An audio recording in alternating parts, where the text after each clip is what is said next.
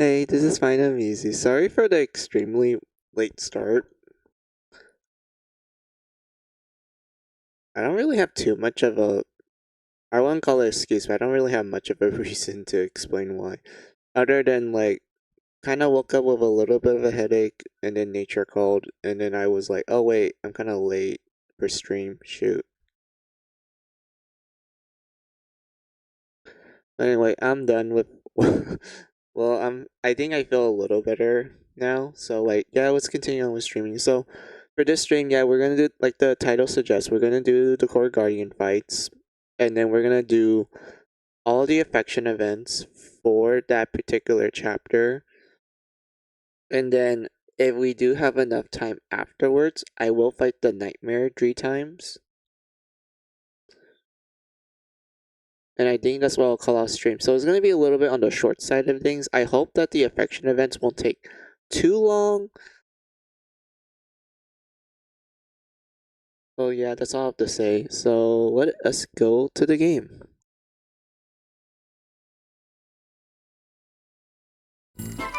There we go.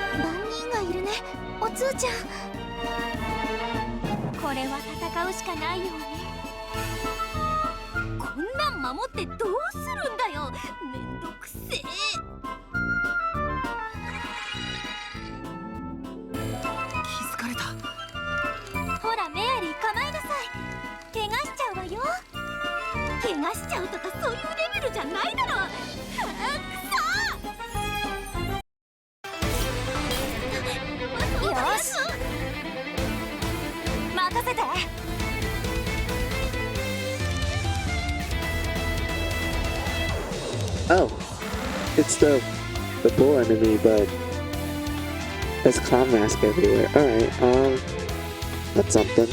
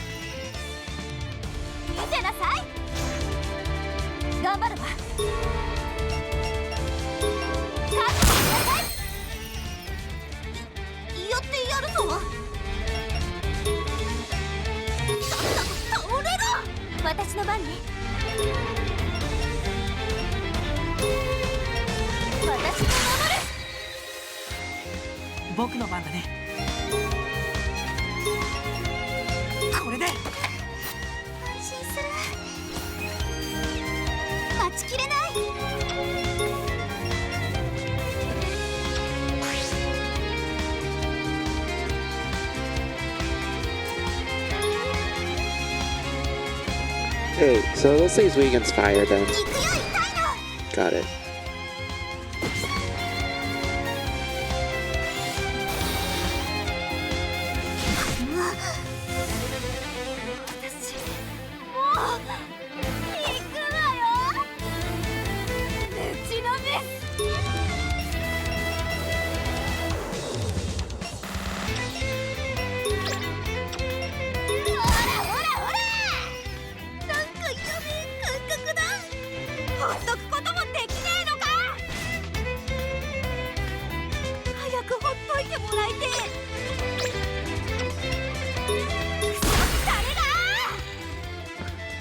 There we go, that was easy.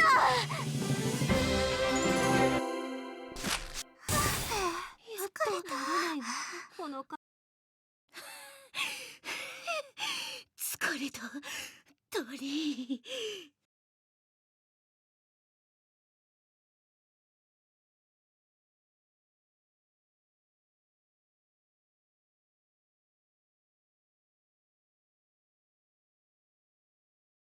メアリーお疲れ様。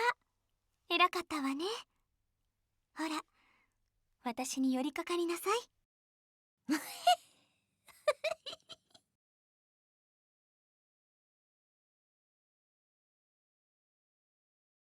ねぎらっているところ申し訳ないが、シャーロットさん、まだコアの気配は感じる？ちょっともう少し上に行かないとわからないかも。それじゃあ変わらず用心して進むしかないわね。油断は禁物だもんね。それじゃあコアを破壊したら改めて奥を目指そう。わかった、ジャックさん。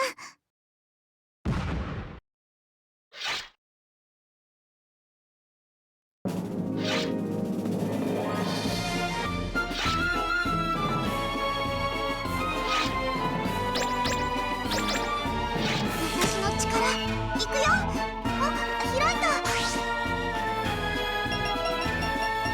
Okay, so it's down there. Got it. So I had to flip the switch. よかったわね。うわ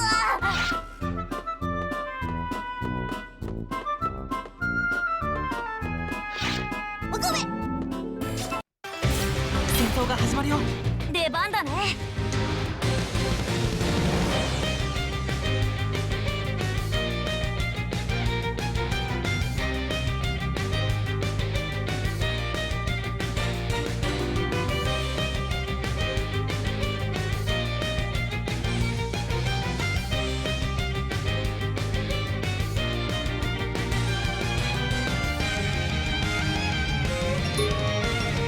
さあ頑張ろう。頑張るわ。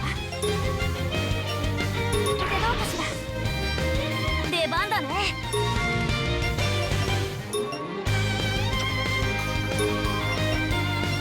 全力でいくよ。任せて。覚悟しなさい。俺の番だな。任せてちょうだい。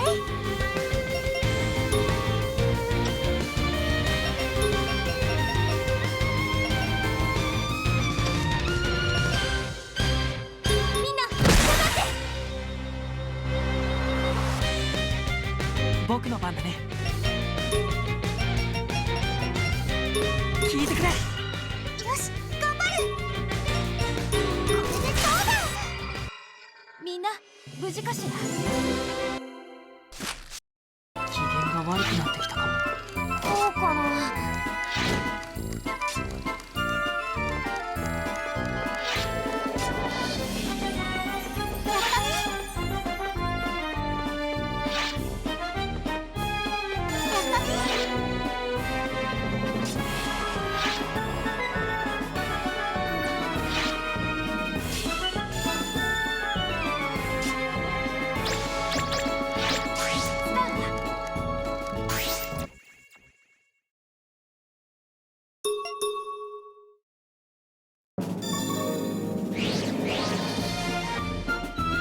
よし、行くぞ。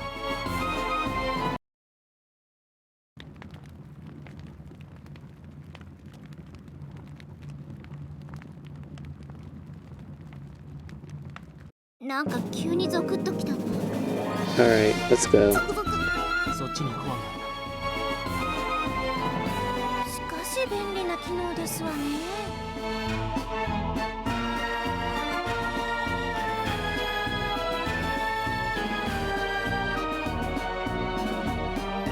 まるで監獄島の心がわかるみたいね。でもジャックさんにも近い力はありましたし、その力に長けているということなんですかね。ジューさんの正体は結局奥さんが見つからない限りわからなさそうですね。みんなコアの近くだから油断しちゃダメだよ。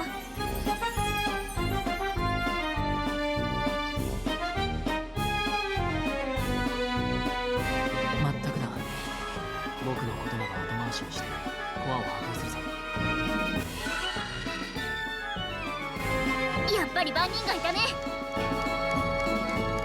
相手にとって不足はありませんわ。行きますわよ。はい、シンデレラさん。気を抜かずに行くわよ。行きますよ。 Alright, more cow enemy. Cow bull? I don't know. No, what it is supposed to be honest. 絶好調ですわ。出番ですわね。サポートいたしますわ。行きまーす。白雪もいますよ。見てなさい。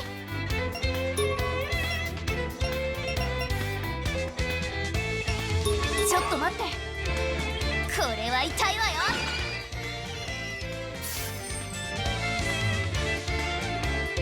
Wait, does the colors indicate what they're weak against? Because the red one was weak against fire, this one's blue, so it's water. I guess that's something nice to take advantage of. Oh, I needed that, so thank you. 来ましたわ。出番ですわね。もう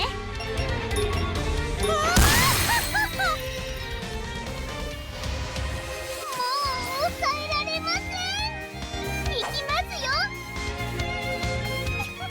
出番です。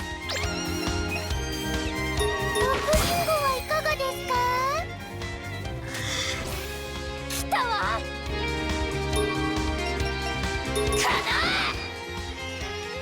わらわ、もう仕方ないですね。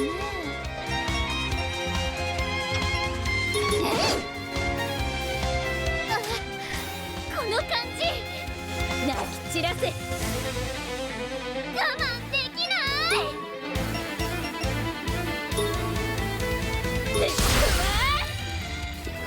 Good job, Red. You murdered 圧 it. 倒的勝利です。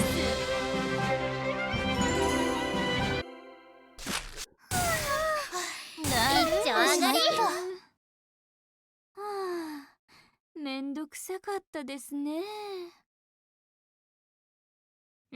よかったよ。それじゃ破壊するね。ちょっと待ってほしい。何どうしたのジュウ？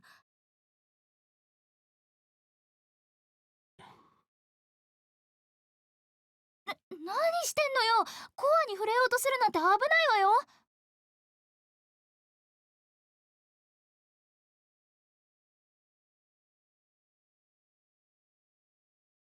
なんですの？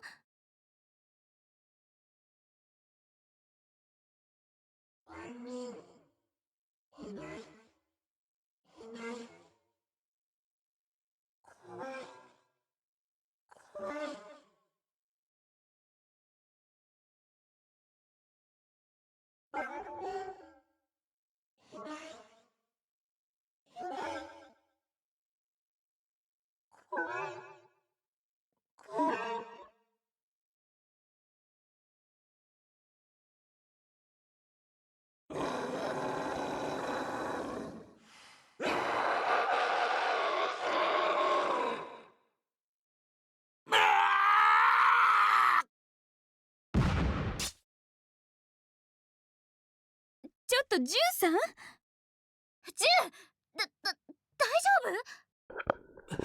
夫？ Oh, hey, Moon. How are ya?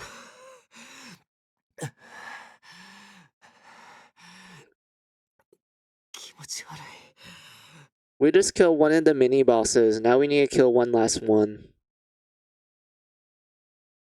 あんた大丈夫なの？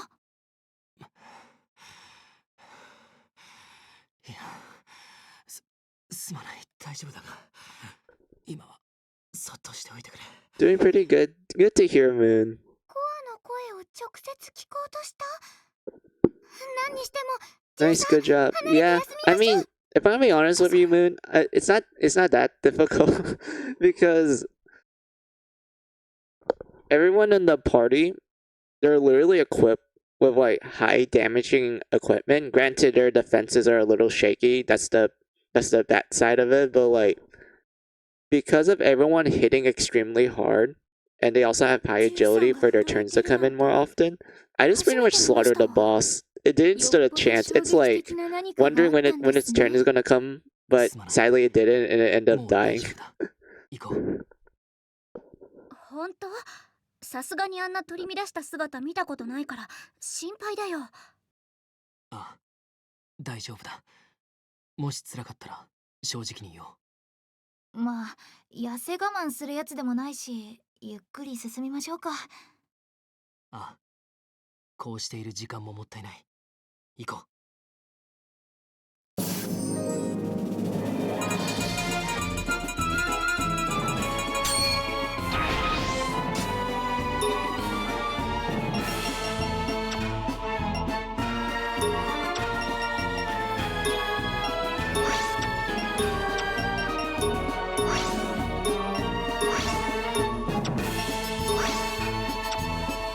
Well, it's still good. Yeah, it is.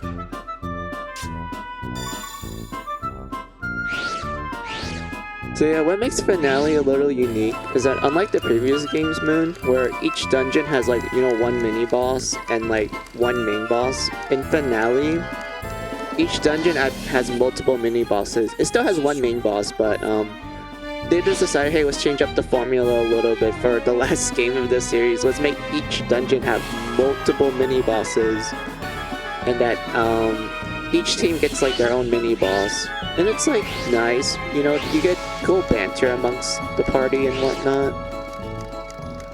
It's cool.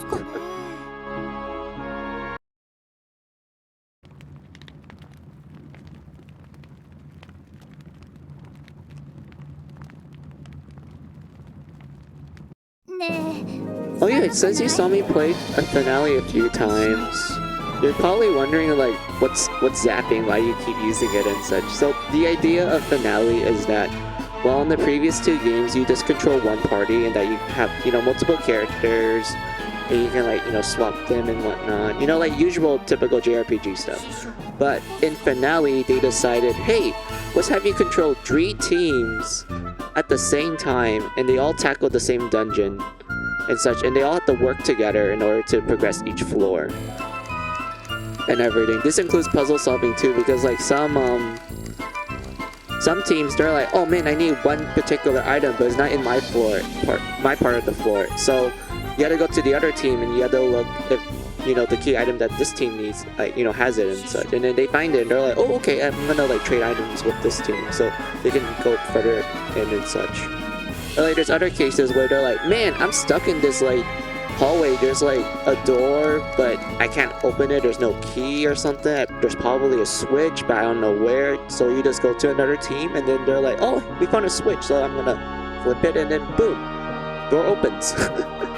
And whatnot. And this even applies to items, Moon, where the teams can like exchange items with each other, like equipment or like healing items, which is good if you feel like some teams are lacking in certain things and such. Like the reason why all my teams have like, I would say, the good equipment for this part of the game is because I have one team essentially be the farming team. They're like, oh hey, we will do like the equipment farming and shit, like we will do that, and then one team will just do items and then the other one's like, oh, I'll just do whatever the fuck. And whatnot. I really like it a lot. It's a good like gameplay loop. It can be kind of daunting at times, Moon, because like look at the size of the maps. This is 45 by 45, which I know to some people that's like a bit on the short side, small side of things, but since you're controlling 3 teams, it kind of feels like it goes on forever. And remember, this is one floor. The previous dungeon, it was 50 by 37. Like this dungeon right here, Moon, this is like the first real dungeon, the Iron Maiden Tower. This is like where the game is like, hey, it's no longer tutorial mode, so we're taking up the kid gloves and pick up the big boy gloves because Who Boy is gonna kick your ass at this point. And whatnot. But yeah, this is like 50 by 37. If you want to know, like, wait, if this is like the big boy dungeon, what was the previous dungeon before this one? Well, finale starts with 3 tutorial dungeons. That's right, Moon. Most games they're like, oh, here's like 1 tutorial dungeon and like, you know, where you get the ropes and shit. Finale is like, screw that, here's 3 of them, and they're all really good. Like, down to the music to like the battle music as well. Also the designs of the enemies in there too. Like, for example, we had the Frozen Jail Tower. This one is 21 by 21. Then we had the other tutorial dungeon, the Linhard Island. I know, like, it says tower, but that's actually kind of a mistranslation, or they just went dumb with the localization, Moon, because in the game itself, they call it an island. It's not a tower, it's an actual island. It's an artificial man-made island. But they call it tower for some reason in, like, you know, the English script, which makes no sense because, like, it's an island and whatnot. But like, yeah, this one is 22 by 22. The Judgment Tower, which is like the last of the tutorial dungeons, this one is 15 by 30, which isn't that bad, if I'm really honest with you, Moon. Like, these 3 tutorial dungeons, you can go through them really quickly since they're not like too daunting. Like, you know, the tutorials, like, it's not like too bad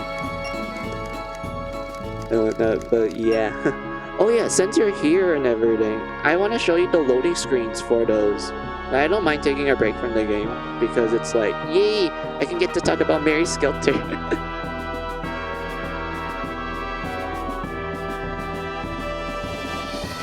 Where's my mouse? Come on, mouse, hurry. Alright, found it.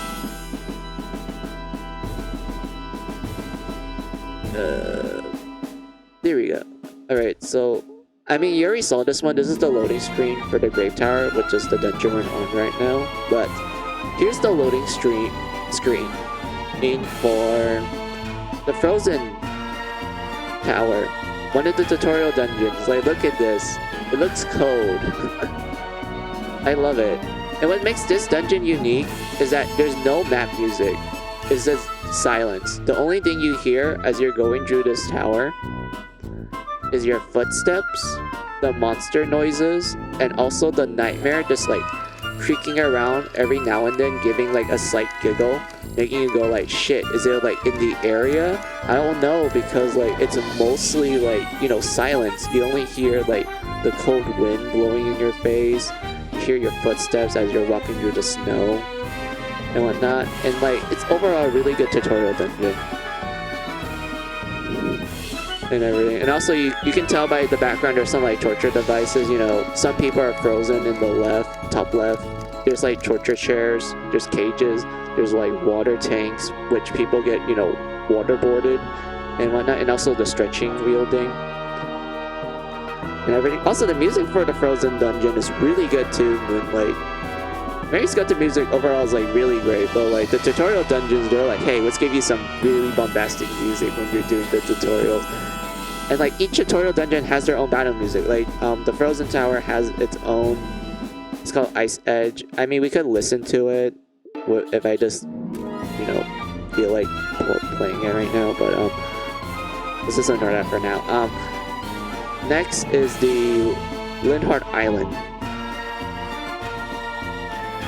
Ooh, I love the design. Yeah, it's great. So this is the Linhard Island. This is the second tutorial dungeon, Moon. And you can tell that it's an artificially made island. You see a lot of human-made buildings. There's like perfect angles, right angles and such. And like the roads are literally just like train carts and whatnot. And you actually see like, you know, people hanging up their clothes and such, you know, to let it dry out and everything. But at the same time, you notice that it's a little distorted as you go further in.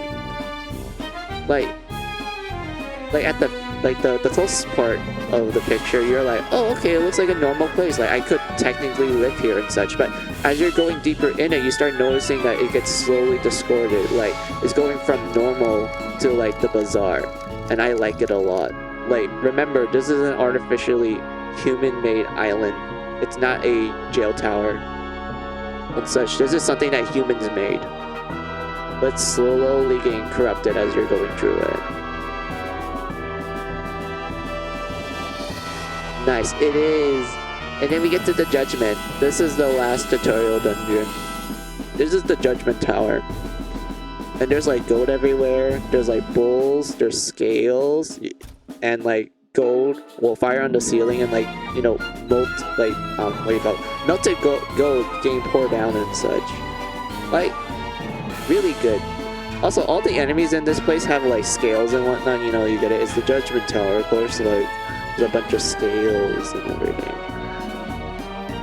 Even like the nightmare designs reflect that, Moon. I don't mind showing you the picture of the nightmare for the Judgment Tower. So yeah, that's a lot of gold. It is. You could probably become rich from it. You'd probably be a millionaire. But yeah, I can show you the look of the nightmare for that place. Hold on. So this is what it looks like. So just imagine going through this golden place and you're just wondering like, oh man, this is a creepy ass looking area. And then the area gets dark. And then you're like, why is it getting dark? And then all of a sudden this fucker comes out of nowhere and jump scares you. And you have to run away from it. This is the boss. And such. And if you're wondering like, can we take it down right now? You can't, because story reasons, they're immortal. The nightmares that like patrols each of the dungeons, they are immortal until you find the means to kill them. So before you find the means, you have to run away from them. And such. And like, you can tell that this is a giant scale. You know, the left is textbooks and then the right is, I don't even know what's on the right. I guess gold shit. And whatnot. It has like multiple teeth. Its eyes is covered. Is wearing like a scholar hat. You're kind of like, oh, it's a judge. You know, justice is blind and shit. Just wait until you see what it looks like without the armor, Moon. Yeah, this is what it looks like with armor. Just wait until you see what it looks like without it. But sadly, the model viewer does not let us see nightmares without the armor. So you're just kind of stuck with this. And whatnot, but like, yeah. And then this one is like the Linhard Island nightmare. It's a funny chair. Look at that. It's a funny mushroom chair. Totally not suspicious whatsoever. It's a fun guy.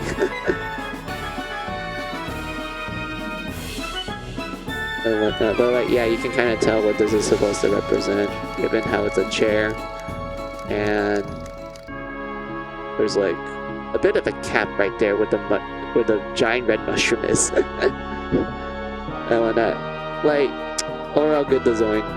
Like, the designs of this game is like great for the nightmares. And then this is the frozen one. I honestly don't know why it looks like this, if I'm gonna be honest with you, Moon. Like, it's literally just a giant, what do you call this?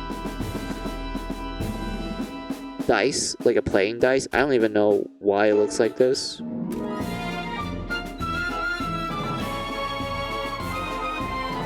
But I do know what it looks like inside.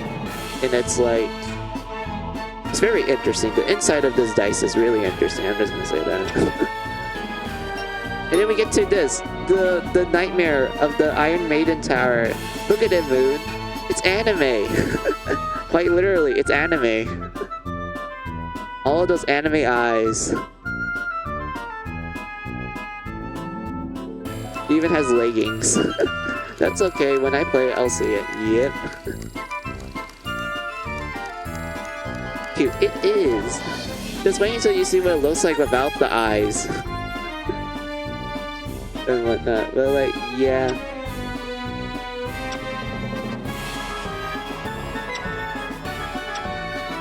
I guess that's like enough for me to talk about Mary Sculpture. Let's kind of continue. Oh, oops. Let's continue on with the mini boss, Moon, and everything. Yeah, let's continue on.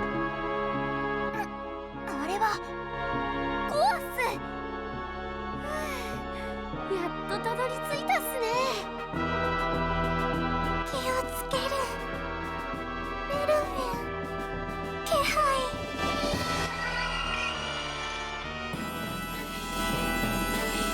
やっぱりいた。こんな雑魚、シラの相手じゃないわ。油断しないでちょうだい。来るわよ。負けないぞ。やっつける。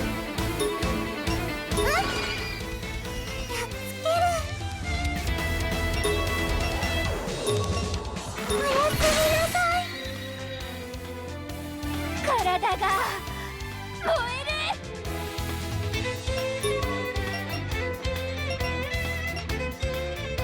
灰になれ。全力全開だ。ラプンツェル頑張る。すごいの見せるよ。 Thank you, Rapunzel! Hooray! We got a level 3 crit, and then the enemy guys backflipped. And then they used Blast, which is so fucking busted, Moon. And it did 3,000 damage. And what's even funny is that the boss only has like... I don't even know how much HP the boss has, to be honest. Because like the enemy stats that you see in the monster manual, that's based on the normal mode stats. I'm playing on Fear, which is the hard mode. So I don't even know how much HP it even has in hard mode.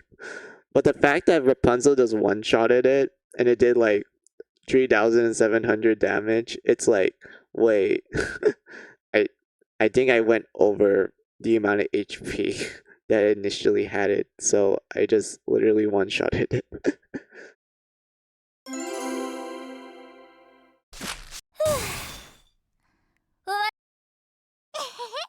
ラプンツェル殺した。ラプめねむねむ Well, that's a lot of damage. It is. It's mostly because like 自分たち I 守る know ために like how damage works in the games, like for all the Mary Skelter games, 生き物として because の敬意は持つべき when I って first こと play these さ。 games, I tend to experiment, Moon. Like お互 I い tend to go like, oh, I wonder how much damage this move will do and such, and I make like a lot of backup saves because I don't want to waste any like, you know, 雑にしたら precious ダメ resources っ like て class こと points and whatnot. So because of that, I ended up like, you know, oh, well, granted, I also spent a lot of hours in the game, like I showed you before, Moon, and such. So because of that, yeah, from all like experimentation, I pretty much understand the 眠り game は甘すぎ mechanics じ a ゃ lot. ない？ So でも because of それ that, が I'm ネム like, さんのい okay, い I と know こ how ろ to ですよ。 do like the most maximum amount of それでは damage 破壊 at する like ぞ。 certain points of the う game, んおりゃ or just how to break the game in general.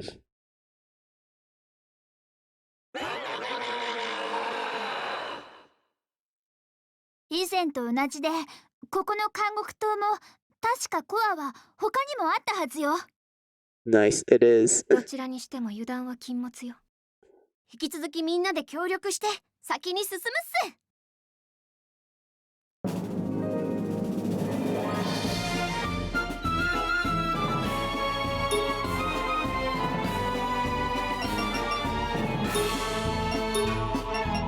But yeah, like Moon, Blast is so good. I mean, I would say Blast is good in 2 and Finale.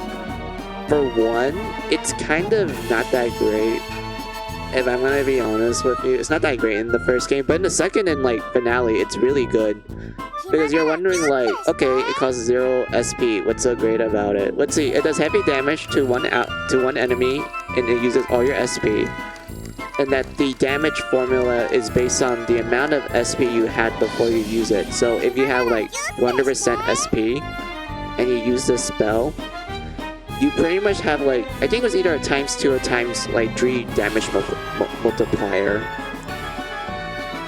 And not only that, but you can increase the damage even further if you have high attack stat, which is your physical damage stat. Because this skill is considered a physical attack.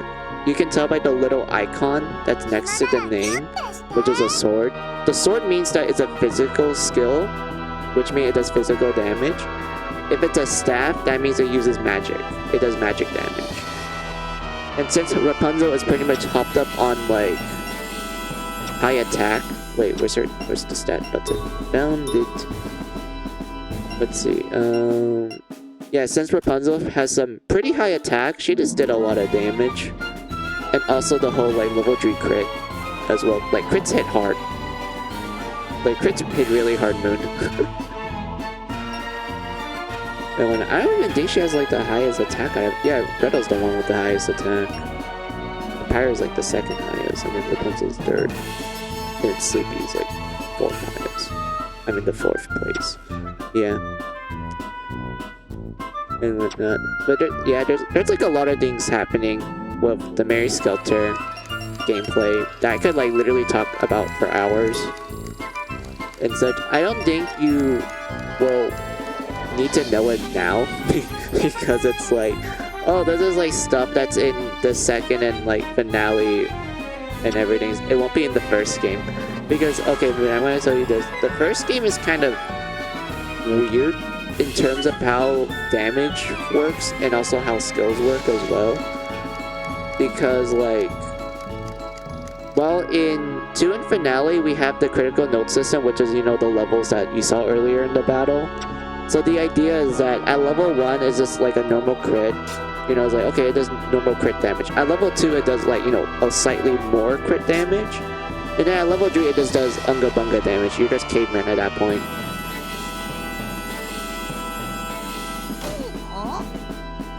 And when 1 doesn't have that. 1 is more simplistic when it comes to crits. It's just like, oh, you just crit and that's it. Like, it's either crit or you just do normal damage. There's no like, oh, the game's telling you that, hey, you got a critical, like, so all your attacks at that point will be like, you know, crits and such. It's more like, oh, flip a coin, like, you either crit or you don't. That's how it was like for the first game.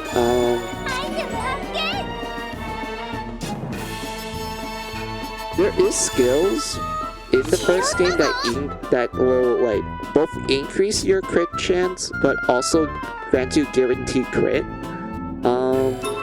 They do appear in 2 and finale, but they're kind of nerfed compared to the first game. If I'm gonna be honest with you, Moon, let me go like find it real fast. Where is it? Oh wait, I don't have. Okay, wait.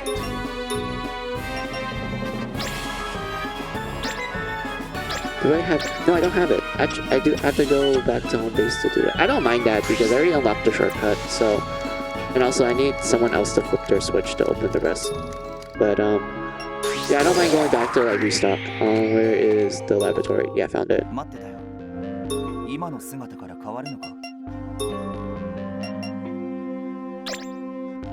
Okay, so in all of the games, there's a skill called poofing. And what it does is that it grants the whole party like high crit chance for their next attack. In the first game, it's really good, Moon, because like there's no chance system, which is how they nerfed it. And if you're wondering like what's chance, essentially you have to charge up the spell before you can use it, and it sucks. It sucks really bad. I don't know why they made chant a thing. It's not good whatsoever. I mean, there's ways for you to mitigate the problems with chant, but like initially, Moon, it sucks. And if you don't know how to like make chant good, then I recommend not using it whatsoever. But in the first game, there's no chant system, so poofing is just like, you know, instant. Like the moment you click on that spell button, it's like it's instant happen. Like it's not gonna take some time for it to happen and whatnot. And you can like upgrade it further to the point that practically everyone can just crit the moment you like, you know, press on that. You know, initially it's like, you know, high chance, maybe like, oh, you get like 70% crit to 70% chance to crit. But if you like, you know, max it out and shit, it's probably gonna be like, oh, everyone has like 99% chance to crit. Granted, there's a weird 1%, but most of the time everyone just crits at that point. And whatnot. And then there's another one, Moon, called Moraine. I don't even know how to fucking pronounce that. But this one is really powerful too, because this one is guaranteed crit on the target's next turn. So while poofing is like, oh, this increases your crit chances for the whole party, this one's like, oh, this individual guaranteed crit the moment you cast it on that person. So you can literally have like the person who has this buff be like, hey, my DPS person, I got you back, my homie, and just, you know, cast this buff on them, and they're like, hell yeah, I can do instant crit now. And whatnot. This one is really good. Like if you time it just right, Moon, you can just hit the damage cap. Like you literally can like hit the damage cap. Like there's so many like cool things about the gameplay system, even though I feel like now most players, they would go with like the basics Like they wouldn't really like fully experiment with the gameplay system. They're just like, oh, we're just gonna pick up like what looks cool and that's it. They wouldn't really, you know, spend time to like look at the individual skills and kind of like experiment with it to see like, oh, this one seems like it's gonna help me out in the long run, and like, you know, experiment with it and it like works out and shit. Like I felt like most people would just be like, oh, this looks pog, I guess, and just pick it up randomly, and like they don't really think too much about it and whatnot. But like, yeah, like the buffs in this game are pretty good, especially if you're playing on harder difficulties. Moon, like blow is like fine if you want to increase your allies physical damage stat. Oh, oops, wrong button. This one's meh. I'm gonna be honest with you, Moon. This is meh. Like it reduces like physical damage of the person that gets the buff. I think it's up to like 65%, which I know that doesn't seem too bad. I mean, Etrian Odyssey literally has that skill in the form of like Immunize. That skill is fucking broken as shit. But yeah, in this game, 65% reduction isn't good. It's not that great. This one is good. Speed up, like, does make everyone get their turns in more faster? Yeah, this is wonderful. Skill card is actually decent because, like, magic in this game hits hard, Moon. Like, especially in Finale. Like, I would say in the first two games, magic is, like, decent when it comes to, like, enemies using it. Like, the only enemies that use it, Moon, is, like, bosses, but even then, it's not too dangerous. You don't feel like, oh, I don't need this to, like, you know, survive. I mean, to, like, you know, try to survive the hit. I can just naturally survive it. It doesn't do that a lot of damage, even on the hardest difficulty sometimes. But in Finale, everyone and their mums can use magic. So like the normal enemies can use magic. It hits like a fucking freight train. The bosses still can use magic, and it can like annihilate you if you're not careful. So like skill guard in this scenario, yeah, it's really good. Like the damage reduction you get from it is like absolutely wonderful. No, no. What's another like buff that's really good? Oh yeah, charge. Charge is really good, Moon. Reason why? You just do a bunch of damage. And not only that, but it has like a low turn delay. And if you're wondering what the heck does that even mean, basically you can get your turns in more often after you use this skill. Because like most attacks and skills in the game, some of them will take you a while to get your turn in again. Others are like, oh, it's extremely quick, like it's your turn again and whatnot. Charge is one of those skills that will, like, when you use it, it's just your turn again. And it's really good too, because the amount of damage increase you get from it is like absolutely wonderful. Like, Moon, I'm gonna tell you this, like Mary Sculpture 2, you can literally break that game in half with just charge and a skill called Wind Edge. So just get charge and Wind Edge, and that's all you need. That's literally all you need to break Mary Sculpture 2 in half.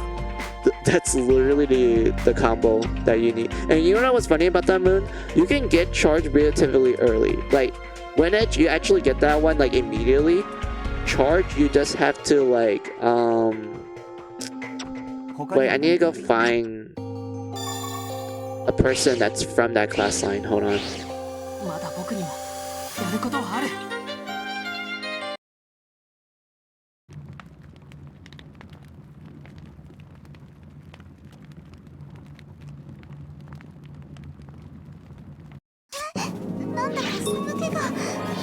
Hold on. Yeah, I found it. Okay, so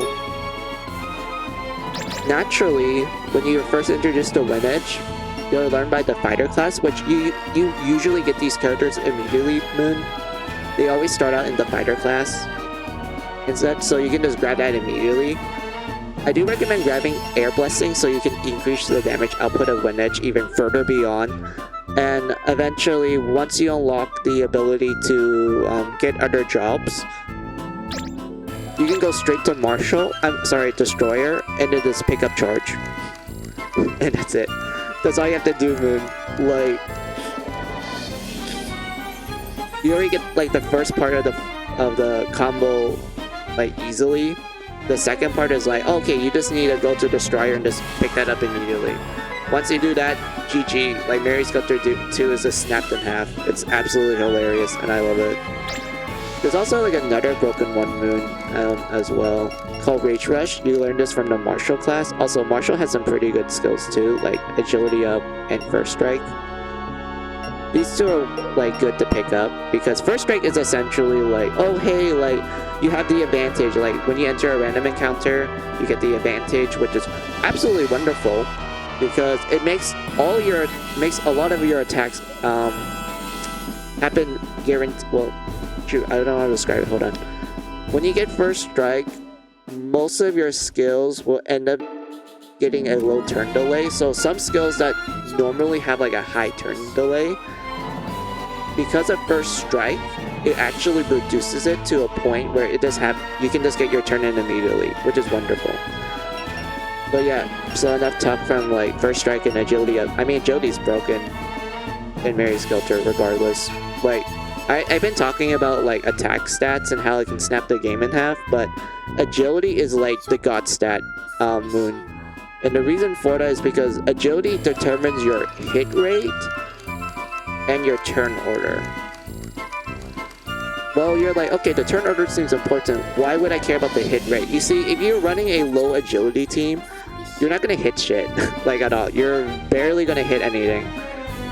And like, it's not a good feeling. It really is not a good feeling not being able to hit.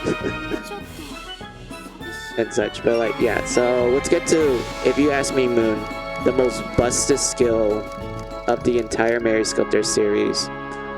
Rage Rush. Rage Rush appears in all the games, and it's extremely broken because of the simple description right here. Multiple damage to one random enemy. If you're wondering, like, what does that even mean? Essentially, it lets you hit the enemy multiple times. At level 1, when you first acquire it, it will hit the enemy, I believe it was 1 to 3 times. But if you fully upgrade a Moon, it will hit the enemy straight up 3 times. Well, for the first game, it will hit the enemy 3 times. For Mary Sculptor 2 and Finale, it will hit the enemy 4 times. That sounds really good. It is. And then you're like, wait a minute. If I combine this with Charge, then my damage output would just go through the roof. And like the other buffs too. And like, don't get me started if you crit, like Moon. Like, if you happen to crit while you're using Rage Rush, it's just GG. It's literally just GG at that point. It's like, damn, everything's just dead. Granted, the only like side effect to this is that if you're using it on a group of enemies, it will just hit one single enemy. But if you're fighting only one enemy, aka Boss Moon, you can literally just like cream through the boss's HP like it's nothing. That's like the absolute hilarious thing about Rage Rush, is that you're like, oh, it seems kind of broken hitting a single enemy multiple times and such, and then you realize that, wait a minute, that's actually beneficial, and you can like use it on bosses and it will just hit the boss multiple times. It's just, yeah, wow, it just does so much. And I love it. Like, remember, Moon, this is in every single Mary Sculptor game. This skill right here is in every single game, and it's always still broken no matter what.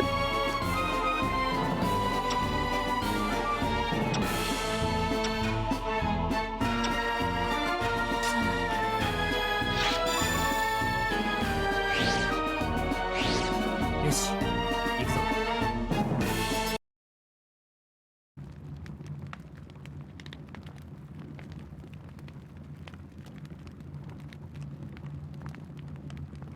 うわ、なんか嫌な予感。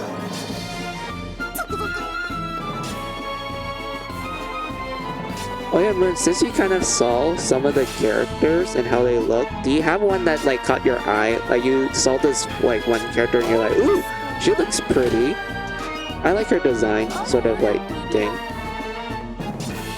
Oh, okay, so that's where the boss is. Got it, gotcha.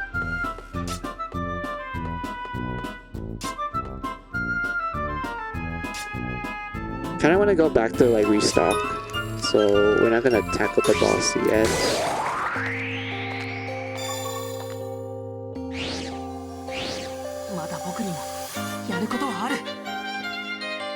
Oh, I cracked my mouth. Ow.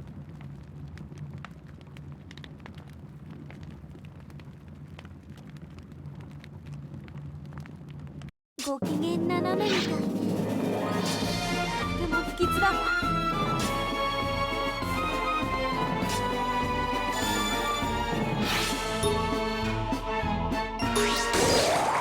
Well, hard to say right now. Oh, okay. Also, ow. I moved my leg the wrong way too. We all look awesome. Oh, alright. Yeah, I do like the character designs of Mary Skelter. They're also good.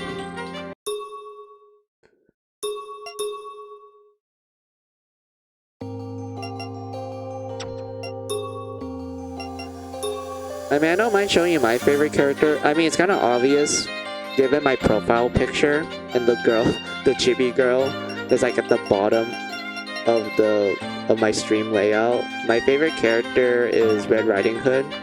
This is her. I love her. She's in all the games. She's great.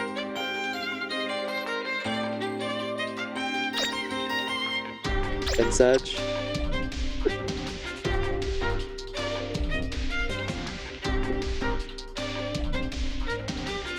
And then this is what she looks like when you fill up the blood gauge, and they enter like massacre / genocide mode, which is essentially like, you know, power up mode. They do special skills and they get high stats in battle. So it's really beneficial to like enter massacre mode every now and then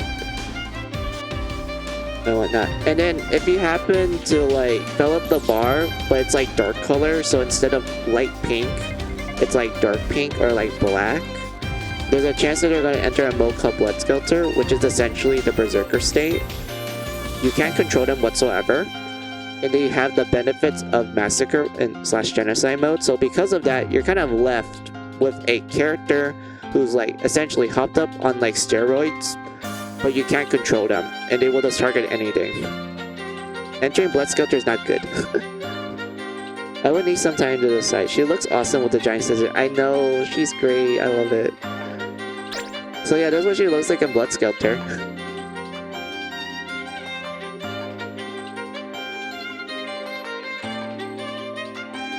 I like the design. She literally gets like wolf paws. She gets a tail. She actually wears her hood. And I know, like, we already seen the wolf ears that she gets from massacre mode. You can kind of see the tail too, but in this one you actually do see it. And like her left hand merges with the scissor and such. Overall good. I love it. This is like her Mary Skelter 1 and finale design. She does get a new design in the second game, Moon, and that's like honestly my favorite like design of Red Riding Hood. And I will show you it. It was in the, yeah, it was in this tab. Alright.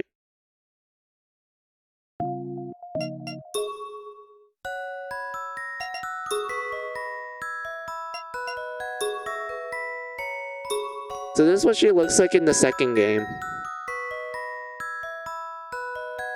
She gets long hair, and I love it. And like, yes, her hood is more like white. Well, her outfit is more white and blue. The red part of her name, Red Riding Hood, is literally from the blood that's on the hoodie. That's literally like them saying like, oh, it's still Red Riding Hood. There's like, you know, blood on the hood. It's red color, so that counts, right? That completely counts. She's very pretty. She is. I love it. And such. But yeah, like they had to redesign some of her classes with the long hair. I mean, it's good. I really like it with the leech class. Like her long hair with the leech class is really good. I like it.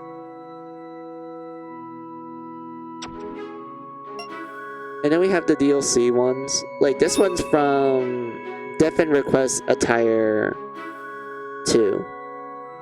Where she cosplays as Celica Clayton from Death and Request 1. And I think it looks really good on her. Like this is a really good like outfit swap and everything. Like this is honestly like my favorite outfit on Red with her Mary Sculptor 2 design.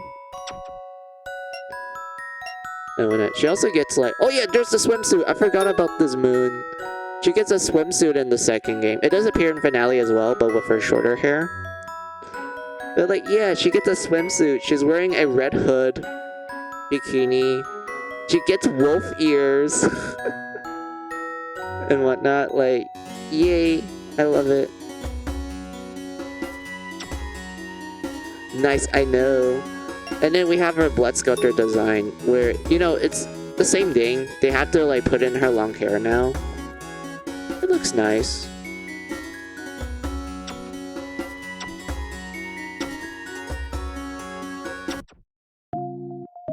And whatnot.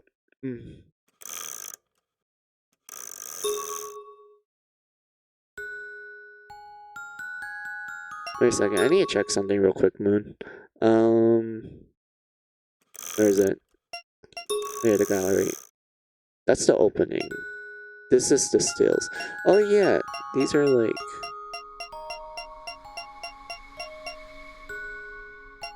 And then this is the concept art. The world map. Got it. Alright, what else was there? Did I unlock all the characters? Because I know it slowly unlocks as you go through the game. Yeah, it did. Alright, good. That one's cleared out. What about this? These are the affection events. Okay, so I only did the intros for each character. Got it, got it. And then that's the prequel novels.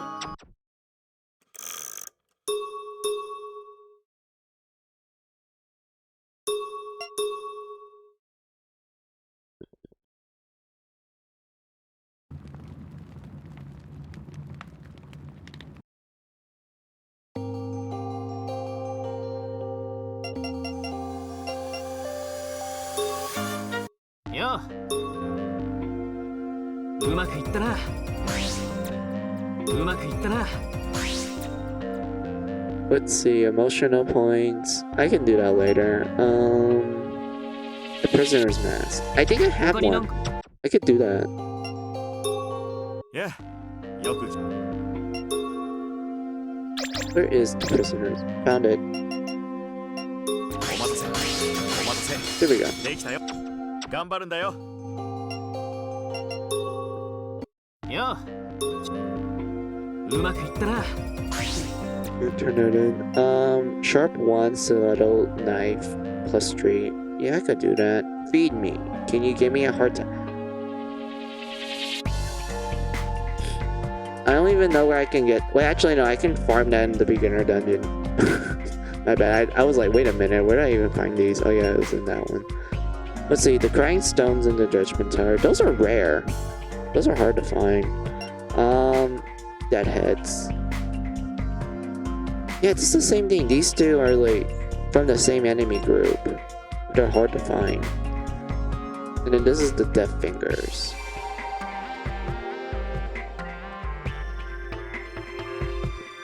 Okay. 他になんか But I'm gonna focus on doing everyone's affection right now. 何か相談事か Ayotsu. I got you a bunch of torn love letters for some... Well, that's your favorite item. I don't even know why she even wants torn love letters. Like, I kind of get it. It's because, like, she's a romantic. She likes romance. And that... The reason why she wants to... Why she's kind of a romantic is because...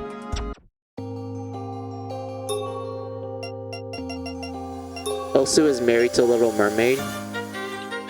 They're a married couple. And Osu is her prince, while Mermaid is her princess. So because of that, she wants to try to be more princely. So that revolves around romance shit and such. And like anytime you interact with Osu, especially in the second game, she's literally found trying to practice flirting skills to like show it off to Little Mermaid. And it's absolutely hilarious and cute.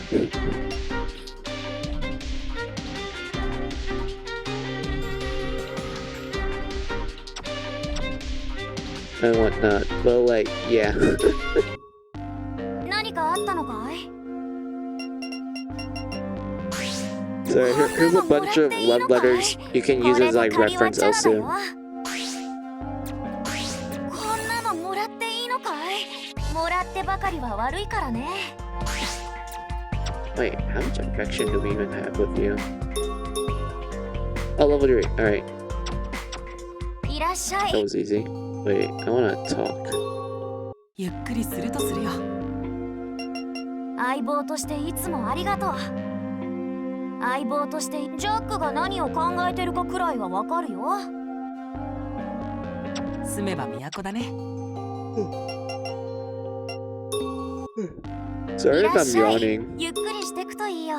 I kind of woke up a little tired with a slight headache, but it's gone away now. I do feel less tired これで借りはチャラだ now よ。 that the sun, the wind is blowing through my window. 率直に嬉しいよ。これで借りはチャラだよ。率直に嬉しいよ。これで借りはチャラだよ。ありがとう。大事にするよ。少しばかりのお返しさ。 Oh, heart attack. Thank you, Osu. We just need like 3 more. ありがとう。 It's okay. Hope you're feeling better. It's not that bad, Moon. It's kind of a case of like, what do you call it? I just feel slightly tired, but it's like, it's fine. I can like recover from that easily. Okay, we got the fort. Good. We're almost there. If you're wondering why I always like go out and in the rooms, it's because I always want to like show like the small details of the game. Like, oh, this is what happens when you get to level 4 and you like, you know, talk to them and such. もう昔からの家族みたいな気分さ。困ったら2番目に浮かぶくらいには頼りにしてるよ。住めば都だね。 I like showing these sort of things. There's also another small detail, Moon, but I'm unable to show it because my Switch is docked. Where, in the menus, like this one, and also in the status menu too, if you're on the Switch, Moon, and you like undock it and such, and you use the touch screen, when you tap on the girls, they will actually like, you know, react to you tapping on them. Like, if you tap them on the head, they would like be embarrassed. If you tap them in the hand, they will be like, oh, that's cool, thanks. And then if you tap them in the lower body, that's where they will be like really flustered. Or I wouldn't say flustered, they'd be more angry at you and such. But this only applies to the first 2 games, Moon. In Finale, they removed the lower bottom part of the interaction, so because of that, you can only touch them in the head and also hand. I honestly don't know why they removed it. If I'm gonna be real with you, it's kind of like, huh, that's kind of interesting that they removed the lower half interaction. Ooh, touch compatibility, yes. Not only that, Moon, the first 2 games actually have a touching mini game, and it's called Purging. And if you're wondering, like, how would you describe it? It's essentially like a regular touching mini game where you have to touch the girl at like certain parts of the body. And yes, you do hear some pretty interesting sounds and whatnot. Is there a benefit to the mini game? Yes, there is. When you complete a mini game, the girl will get a temporarily increase in their maximum HP and their SP, and they will also gain more resistance towards corruption, which is, you know, great because we don't want the girls to get easily corrupted, which will cause them to go into Blood Skelter and such. So in other words, there are benefits to the minigame and such. And not only that, but when you finish the minigame once, Moon, for that like girl, you can just skip the whole thing. Like once you finish it once, the game will say like, oh, congrats, you cleared this one.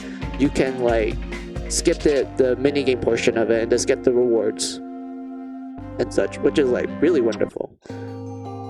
It's sadly not in finale, but we do have concept art of it like we do have concept art of it for like finale and such, which makes me think that it was probably cut during production, which sucks because I actually do like the minigame. And if you're wondering like how do you know we have concept art of it, well, if you bought the DLC for Finale Moon, which I want to tell you this straight up, Moon, Finale has a lot of DLCs. Like Finale is like Finale has like a total of I think 10 or like 15 DLCs or something, like around that range. Is double digits, and they're all like DLC classes and like bonus goodies and also a bunch of bonus art too and whatnot. Like there's like Finale has a lot, like there's a lot of DLC for Finale. But yes, we do have the concept art for it right here, where in this one they essentially show us what the girls look like when you start the minigame and everything.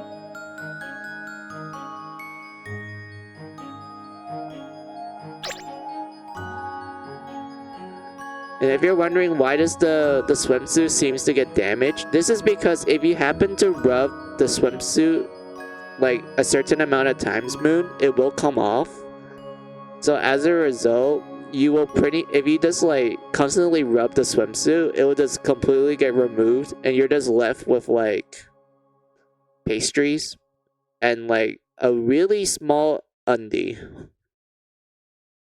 and such. But like yeah, that's like one interesting thing about it. So yeah, we have the concept art here for like each of the characters if you do their purging and such. But like yeah, we have like the first one I showed you, that was Mary. This one's Charlotte. This one's Alice. Why did I press A? I had to press the other button. This one's Osu. But what's funny about this is that rather than having a new outfit, she just reuses the purging outfit from the second game, rather than like using the one for Finale. Same thing with Little Mermaid. Uses the same outfit from the second game instead of Finale. Wow, that detail, yeah. And then we have Pyre. What? Why did I keep pressing A? Hold on. We have Rapunzel. Wait, no, wrong button. There, we have Rapunzel. Then we have Gretel. And then we have Hamlin.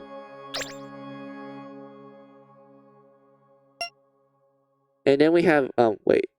Fuck. Come on. Stick, move. Oh, right there. We have Sleeping Beauty. We have my girl Red. And then we have Dumbelina, who who always looks pissed. I don't know why, Moon. Dumbelina, like you can kind of tell that, oh man, is she like the Cinderella character? I'm like, yeah. She's kind of pissed all the time. I'm not even kidding with that statement. Like a lot of her like, I would say default models, she always like looks pissed off. Like she looks always angry. And such, like even when you like switch her to like another class and such, she looks angry. And whatnot. Like the only time she doesn't look angry is when she talks to like Jack and the rest. Like when she's talking to someone, she doesn't look angry. She looks nice. But like outside of that, she looks angry all the time. And then we have embarrassed Dumbelina. We have Snow White. We have Kaguya. And if you're wondering, yeah, she's on a chair. This is because she's lazy. I'm not even kidding with that statement. Her personality is that she's lazy. And that's pretty much a good chunk of it, to the point where there's a nickname for her. And it's Princess Lazy. And everything. And like she always moves with like a floating chair. I think it's called the Bamboo 1 or Bamboo 2. And I honestly don't even know how this chair works. I know some people are like, oh, why would you care about how a floating chair works and shit? Like, there are times in the story where she mentions that it runs on fuel, which means that, you know, it has an energy source. But they don't tell us what it is. So I'm like, is it gasoline? I don't think there's gasoline in Mary's sculpture because that shit is rare. And I kind of thought, like, does it run on blood? If that's the case, then like, how does it even use it? Like, does it use the blood that you get from battle? If that's the case, then she could have had like unlimited amounts of it. Then because of how I tend to grind in these games and whatnot. But like, yeah, that's like the question of the ages for me. That is a good question to ask. It is. And then we have Cinderella. There we go. And that's the end. And then the rest is just like what you learn from the main, is what you get from the main story and such. And everything. But like, yeah. Oh yeah, this is concept art. I do have a better picture of this though, but what is this? Oh yeah, so this, alright. This is the world map. So yeah, Moon, I'm not sure if I showed you this before, but like, yeah, this is the world map for Finale. This is the surface world. Because in the first two games, it's in the underground location. In Finale, it's in the surface. And I know if you're wondering like, oh, didn't you technically spoiled it for me and whatnot? I'm like, bro, Finale already spoils the fact that this is the surface world. So like, I don't know, me like just mentioning that this is the surface is a spoiler enough though. But like, yeah, this is the surface world. And you can see like the individual towers and such, the dungeons. Like, take note how like most of these dungeons, they're towers. But then we have the one that's in the lower right. That's Linhart Island. And you notice that it's not really a giant tower. It's a bunch of like random stuff. It's a bunch of objects that form like an island of sorts. And everything. And you're like, well, there's skyscrapers and such, but I'm like, every dungeon has it too.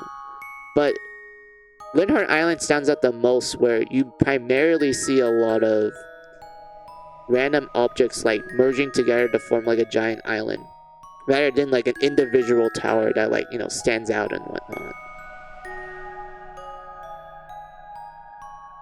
Ooh, the surface, it is. And like, let's see what we have here. Let's see, the lower right is Linhart Island. The top left is the ice tower. The bottom left is the Judgment. The bottom middle is the Iron Maiden. And the center one right here is the grave one. You know, the amusement park that we've been in for quite some time. And there is the, fuck, what do you call it? The next dungeon that's in the top right. That's the next one we're gonna go to, Moon. If I beat the boss and everything. And end the chapter, of course. But there's one more dungeon, Moon. And it's this giant thing. This Moon right here, this is my favorite dungeon. It's the Devouring Armada Tower. And if you're wondering, yes, it's floating in space. And whatnot. And it looks so creepy and grotesque, and I love it.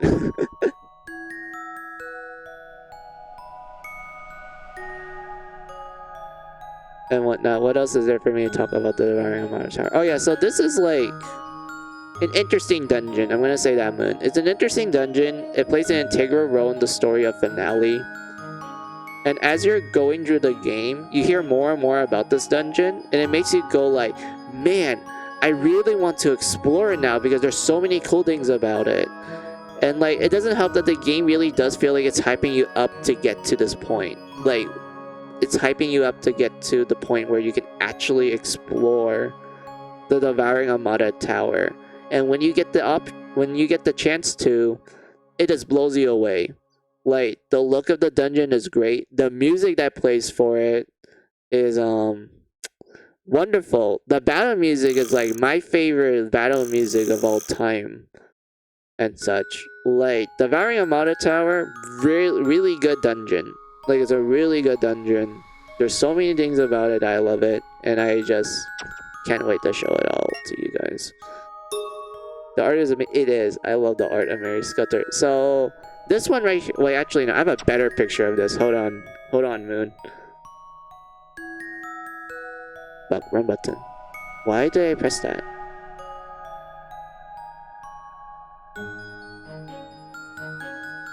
Where is my... Found it. Also, we wrote that. I missed a bit of the stream since I'm on my way to work and using mobile now. Oh, no worries, Moon. That's fine. But, hello. Hey, Spider. How are ya? I was showing Moon, some arts of Mary Skelter, and I'm gonna show them the title screen for finale and how much I like the art of it and everything. So yeah, how are you, Spider? So yeah, this is the title screen art of finale. So like, imagine like after the opening of finale, which is an absolute bop. I'm gonna show you guys that one because I love that opening a lot. So imagine after the hype ass opening, you get like this peaceful, comfortable music that you're hearing right now. It's called Wonderful Stories, and the screen starts at the top where you see the moon and the parts of the Devouring Amada Tower, and it slowly pans you down to essentially get to the surface part of the world. And you see the characters like looking at this thing. It's almost like they're ready to climb it. And when you have like all the characters, every single one of them, they're all like looking at this beautiful like sunset. There's giant tower in space with the moon shining down and everything. They're all getting ready for the grand finale and such. And I love it. This is really good title screen art. Oh, cool. The art of this game is so good. It is. So yeah, this is finales. And I love it. Cool. That is nice. It is. I love it a lot. I will show you guys like the other ones from the previous games real fast. Because like since we're in the my Mary Skelter talking mood right now. Where did it go? Wait, where is it? I remember saving it. Where is it? Hold on.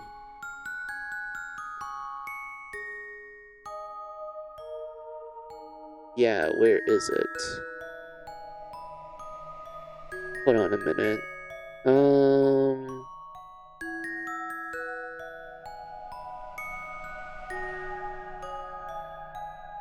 No, that's not it. Where is it? Oh, I found it. Alright. So here's the first games. Like before, like imagine you saw the epic opening of the first game, and then you get like some peaceful ass music. You start from the top, where you see the top of the jail tower, and as you're going down, the music gets more and more gentle, and you get to the surface, the lower part of the screen, where you see a girl with a sword looking at the jail tower, and like the bottom part is like, you know, pink. There's like blood coming out of the tower and shit. It's like crying blood and everything. And that's like the first game. And everything. And then the second game has something similar to that. But I need to see if I have it or not. Because I remember finding the first one and finale one rather easily. But I'm not sure if I have the second one on demand. Wait, where is it? I remember saving it.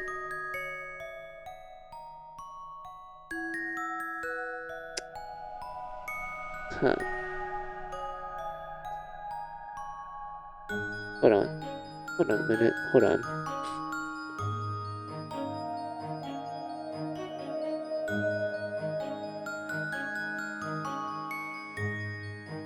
Okay, I can't find it. Shit. Okay, we're gonna improvise. Hold on.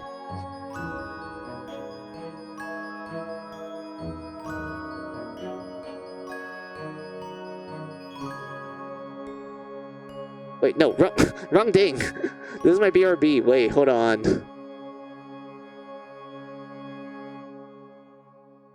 Okay, we're gonna improvise. We're gonna go to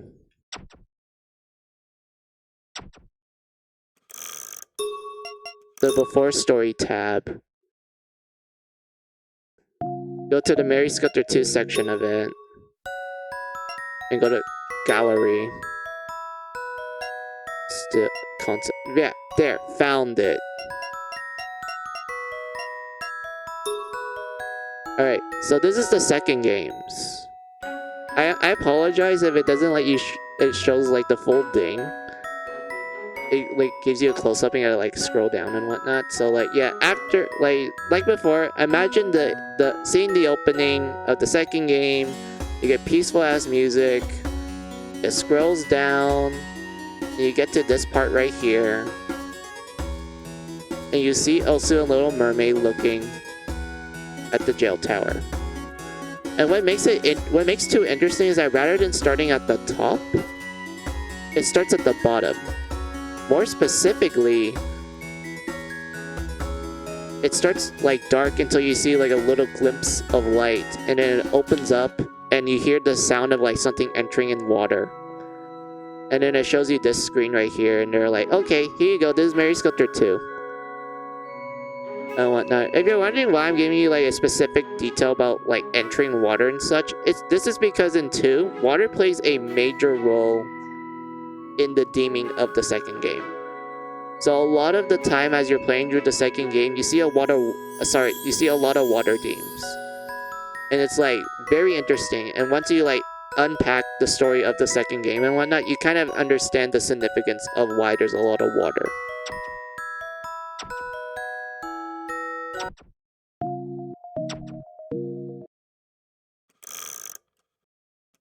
And whatnot. But like, yeah, how are you, Spider? I'm not sure if I asked you that yet.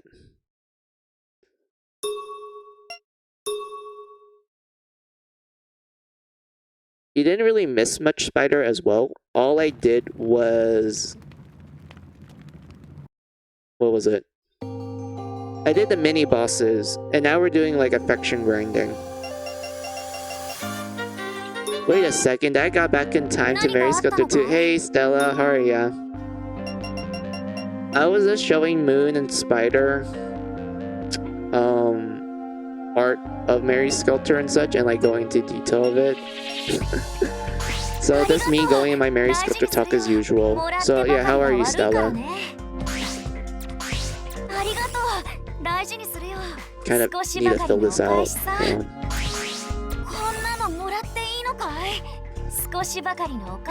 I swear, just fine, you, I see, showing them the ropes. I mean, just talking about it in general. Let's see, did I max that out? I did not. Also, really?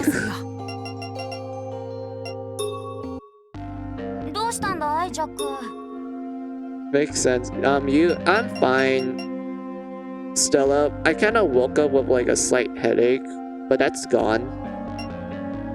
And I feel less tired than usual. I think it's because the sunlight and the wind is blowing through my window, so it feels nice.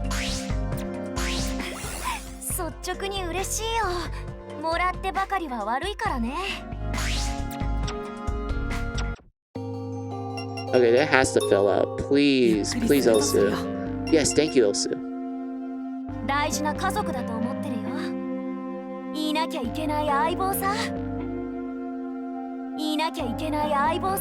Alright, so we went through all of that. Thank you, Elsu. We're gonna do Mermaid next. I know the game is telling me to like, oh, fight the nightmare and shit. I'm like, I don't feel like it. I want to do the affection events for like, you know, skills and shit.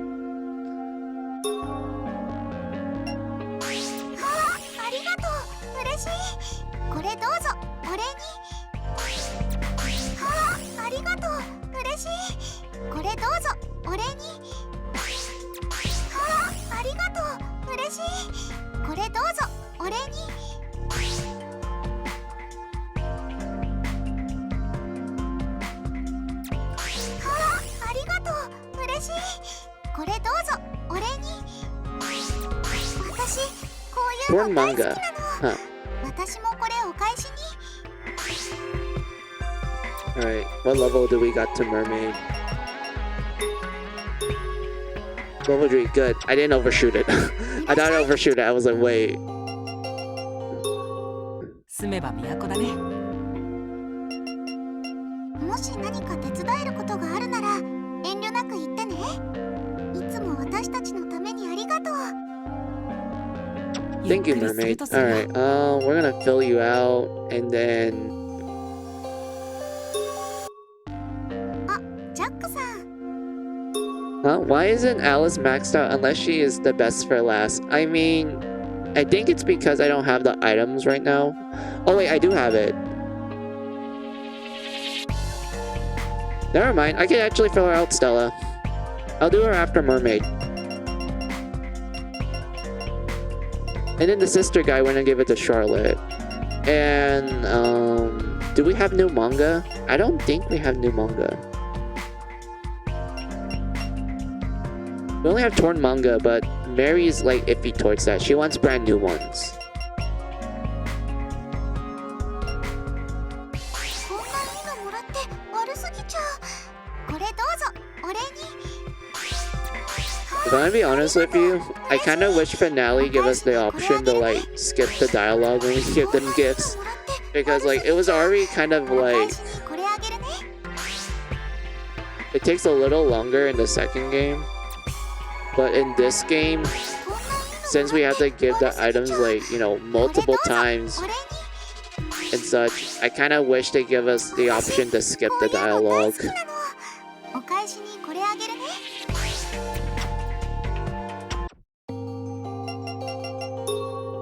ゆっくりするとするよ。困った時はおつーちゃんかジャックさんかな。困った時はおつーちゃんかいろいろ優しくしてくれて悪いって思っちゃうくらい。住めば都だ Alright, ね。 there. Almost done. Just had to わざ spam わざ it. 会いに来てくれてごめんね。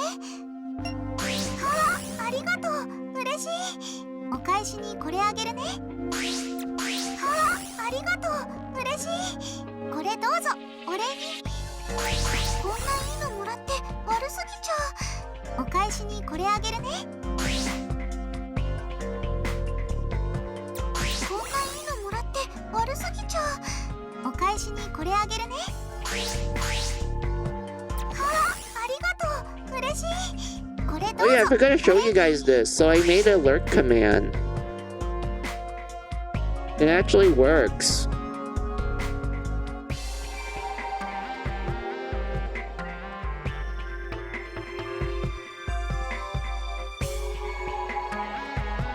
So yeah, it kind of took me a while because at first the message wasn't showing, and I was like thinking like, okay, why is it not showing? Like I can see it from like my phone, but it's not appearing in like the chat box. And I had to like kind of dig around a little, and I found out that, oh yeah, it's because I muted Steam Steam elements from appearing from the chat box because of this one time it annoyed me. So I like unmuted it, so now the message can appear. But yeah, yay, like working command.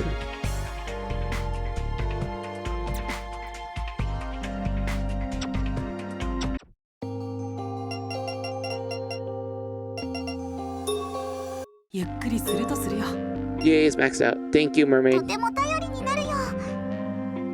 とても頼りになるよ。ジャックさんがいれば絶対脱獄できるって信じてる。 Alright, Alice, come on, let's fill you out. あら、ジャック来てくれたの。 I have your items. You like aprons. こういうの欲しかったの。ありがとう。お礼よ。ありがとう。ありがとう。お礼よ。ありがとう。ありがとう。お礼よ。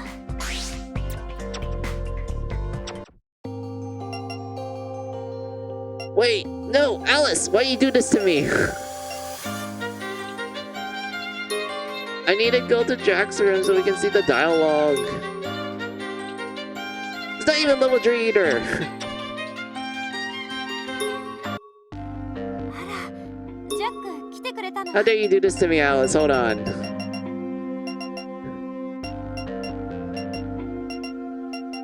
ありがとう。お返しよ。受け取ってね。ものすごく嬉しいわ。お返しよ。受け取ってね。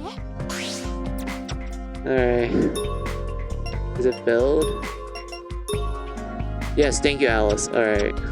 あら、 I want my girl Alice to be happy. Is that still wrong? It's fine, Stella, but like...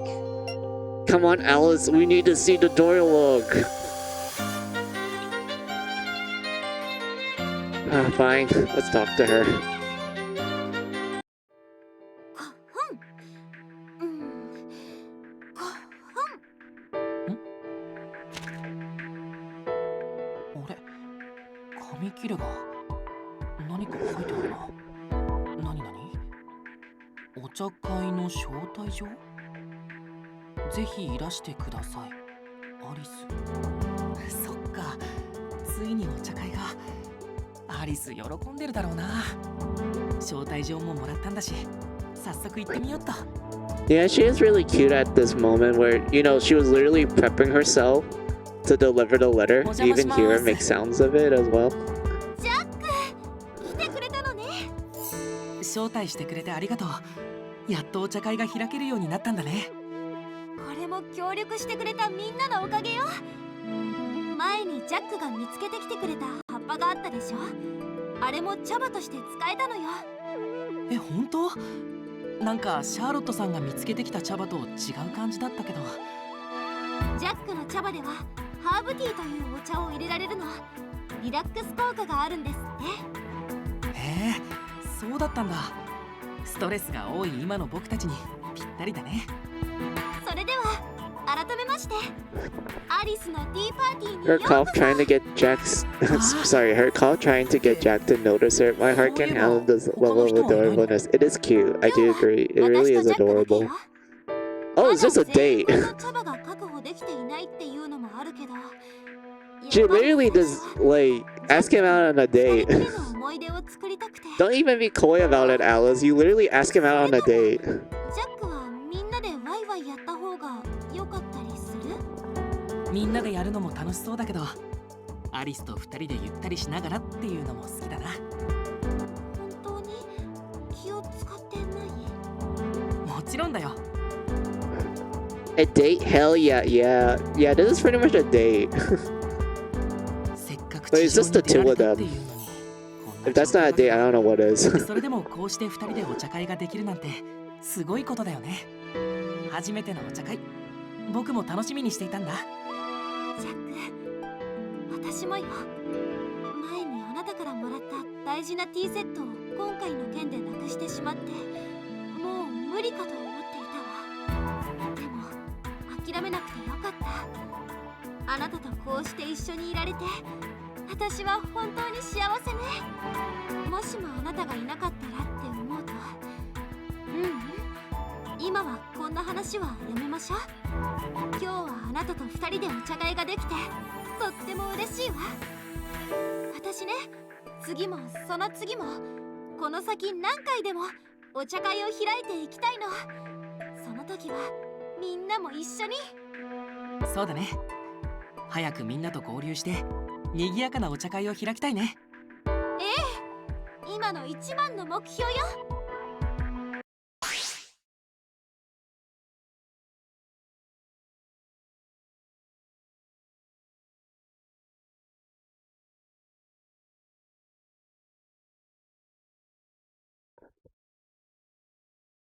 住めば都だね。 Good job, Alice. You learned blacks.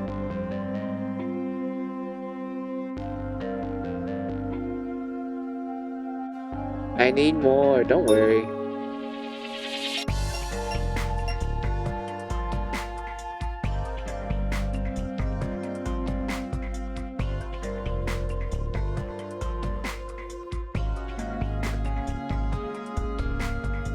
Alright. Did I hear the dialogue at all? I don't think I did. いつもドキドキしてる。頼 Alright, got it. 住めば都だね。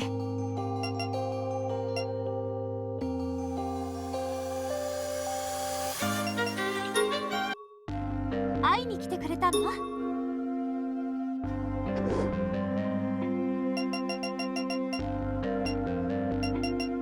ういうの欲しかったの。お返しよ。受け取ってね。こういうの欲しかったの。お返しよ。受け取ってね。 So I have a question for you guys. Like, when a game cutscene plays for like a game you already played before and such, do you just like skip it completely, or do you just like leave it on and then you just do something else real quick? ものすごく嬉しいわ。私からもプレゼントよ。 Okay, granted, that's if the game has like the option to let you skip it. Like, if the game does not give you the option to skip it, do you guys just like, you know, leave it on and like, I don't know, go get a sandwich or something?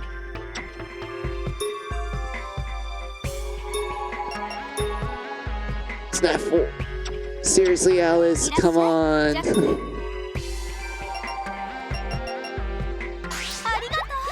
私からもプレゼントよ。こういうの欲しかったの。お返しよ。受け取ってね。もの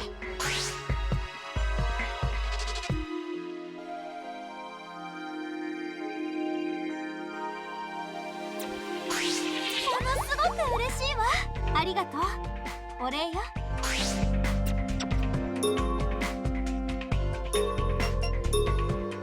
Okay, who? I didn't overshot it. Good, good.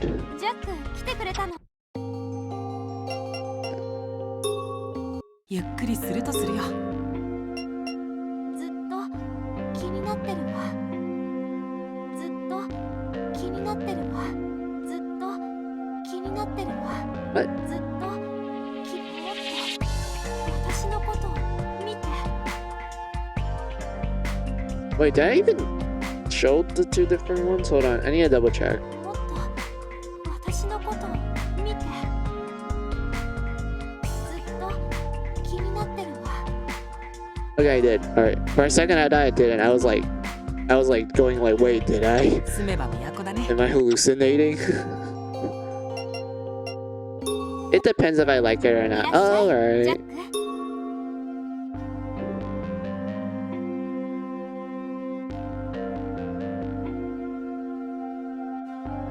If it's a game I played before, I leave it to get something to eat, reply to you, or some to my other friends. If I hate this game, I skip it every time. Got it. Not this game, but I mean a game that I hate. Got it. I get what you mean, Stella. Yeah, if it's a game that I don't like, I'll probably just skip the cutscenes if there's an option to. If there isn't, then I'm just gonna like let it sit and just do あ whatever. りがとう。お礼よ。こういうの欲しかったの。お返しよ。受け取ってね。ものすごく嬉しいわ。ありがとう。 I'm kind of glad that games nowadays does have the option to let you skip cutscenes, which is like wonderful to like, you know, do if you feel like, oh man, I've been fighting this boss for like 5 hours and I haven't beat him yet, and I don't want to see the intro cutscene so many times. Like that one's like completely fine and justifiable. ものすごく嬉しいわ。お返しよ。受け取ってね。こういうの欲しかったの。ありがとう。お礼よ。こういうの欲しかったの。ありがとう。お礼よ。 Okay, I think it's maxed out. Are you maxed out, Alice? You are. Thank you. いらっしゃい。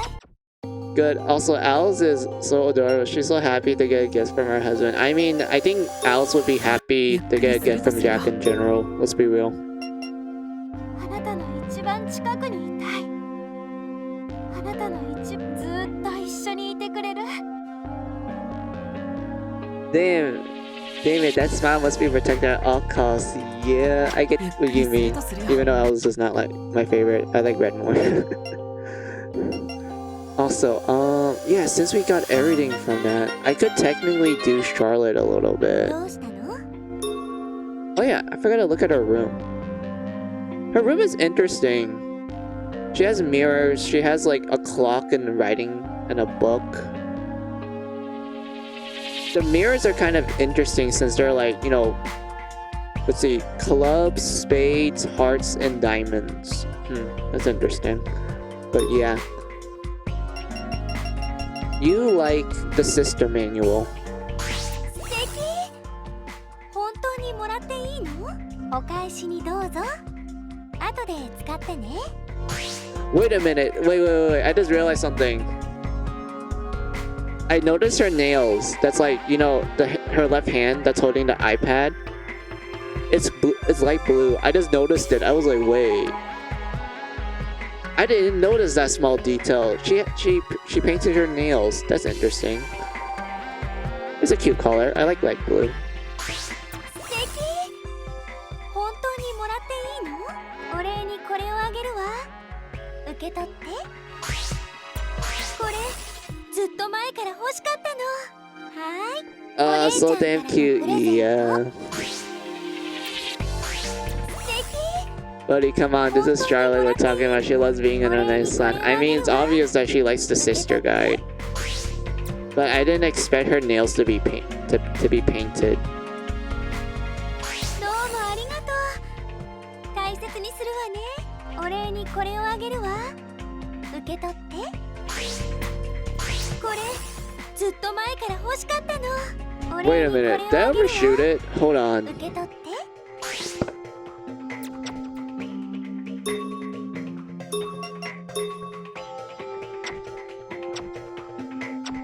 どうしたの？ Okay, good. Okay. Okay, I was about to get mad at me. I was gonna like, wait a minute, did I overshoot it? No, I'm sad. あなたとは気が合うわね。あなたとは困ったことがあったらいつでも言って。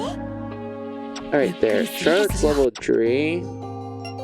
I don't have anything for Mary right now. I'm hoping that the merchant is selling new manga, maybe the latest issue of Jump.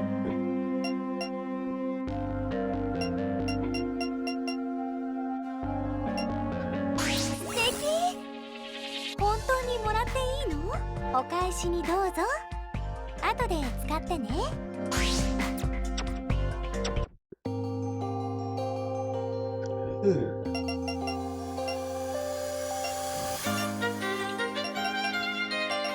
Which one would I do? I'm assuming these events are not like character events, or I could be like bullshitting right now since I don't remember everything about this game completely. Let's go to the rescue center.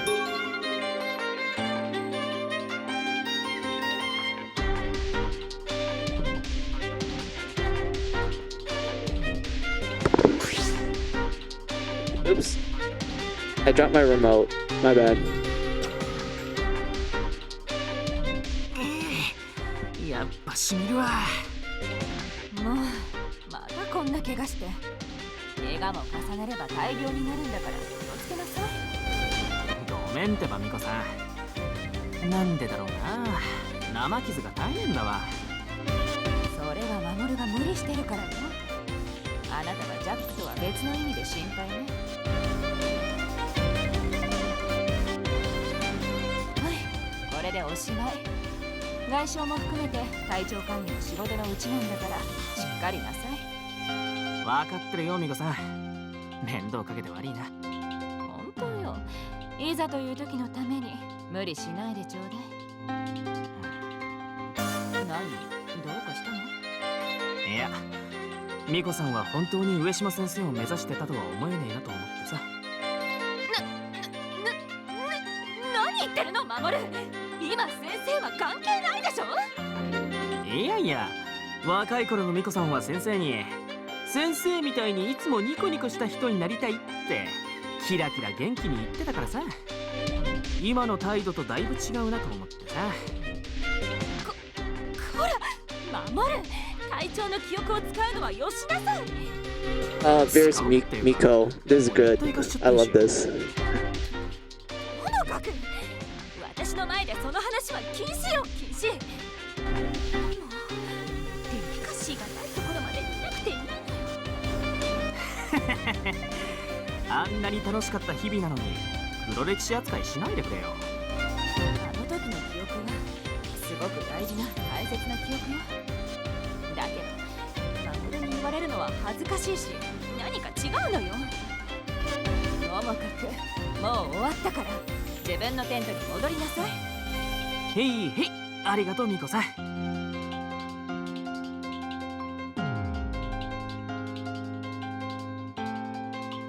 Give her hugs and protect her. Yeah, that sounds like a good idea.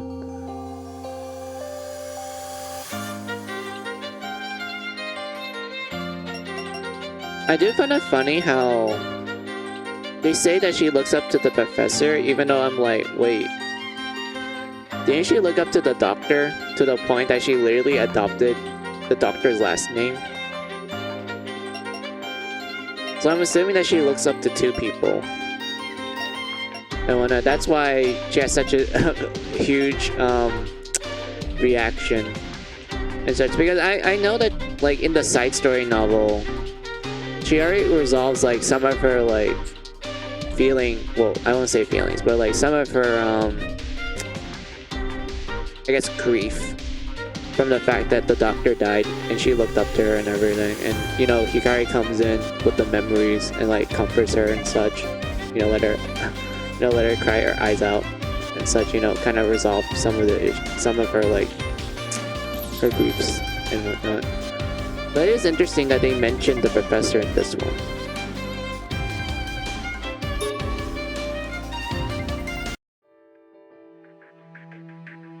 Oh, this is an OSU event. Good, we're gonna learn a new skill. Thank you. なんだろう今の音。あっちかな。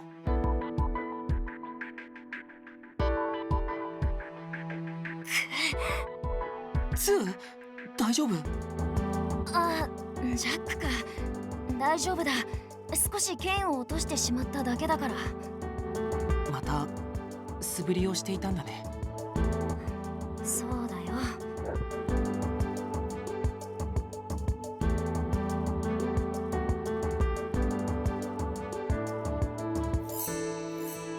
悪いけど訓練をやめる気はないよ。止めないでくれ。うん、そんなつもりはないよ。ああ、そうか。ならいいけど、てっきり止められるかと思った。キャンプ地の外れでずっと一人で訓練を？ああ、みんながいるところでやるとまた姫やミコさんを心配させてしまうからね。そっか。参ったな。本当は自分でも無理しているのは分かっている。でも何もしていないと怖くなるんだ。もしも姫を仲間を失うことになったらと考えると怖くてたまらない。その時になってもっと訓練していればみんなを守れたはずなのにって後悔したくない。だから訓練せずにはいられないんだ。ツーは仲間思いだね。これくらい別に普通だろ。それよりジャックはなんでここに？ツーの姿が見当たらないから気になって。また無茶をしているかもしれないと思ってさ。訓練はやめないからな。だから止める気はないよ。ただツーに教えてほしいことがあるんだ。ねえ、ツーはジェノサイドピンクの誰と戦ったか覚えてる？なんでそんな質問を？ Hello, how's the port? Hey, Lex. いいから教えてよ。Welcome, welcome. I think you're a new face, but like, yeah, welcome. 涼しい顔して平気で残虐なことをしていた。I'm assuming by port you're talking about the PC port.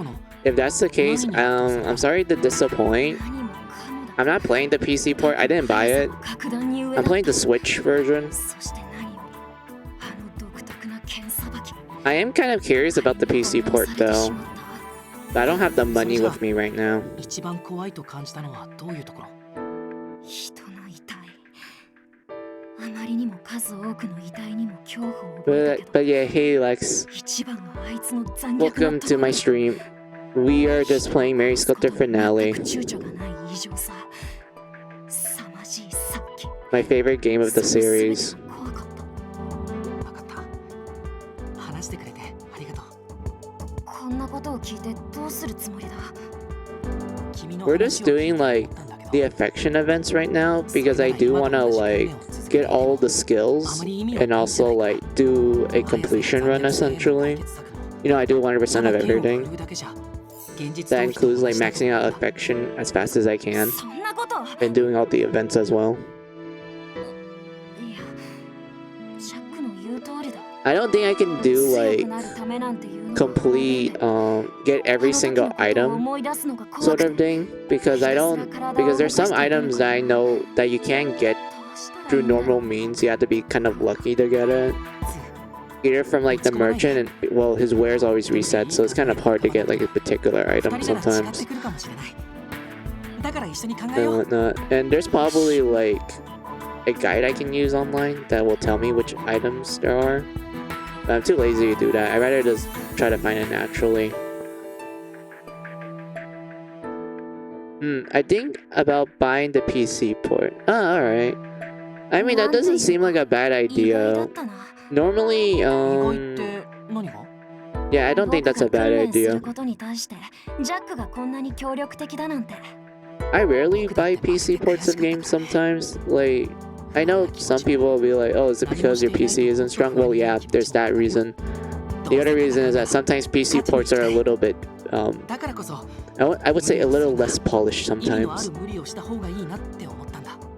Like, they probably just upscale it sometimes, or they just don't, like, fix certain aspects. Maybe they might introduce a brand new glitch of sorts that's exclusive to that port or something. Like, I don't know, like, I know ports in general are like always kind of a mixed bag depending on how it's designed and made and such. It's just that a majority of the time I would say PC ports are like decent.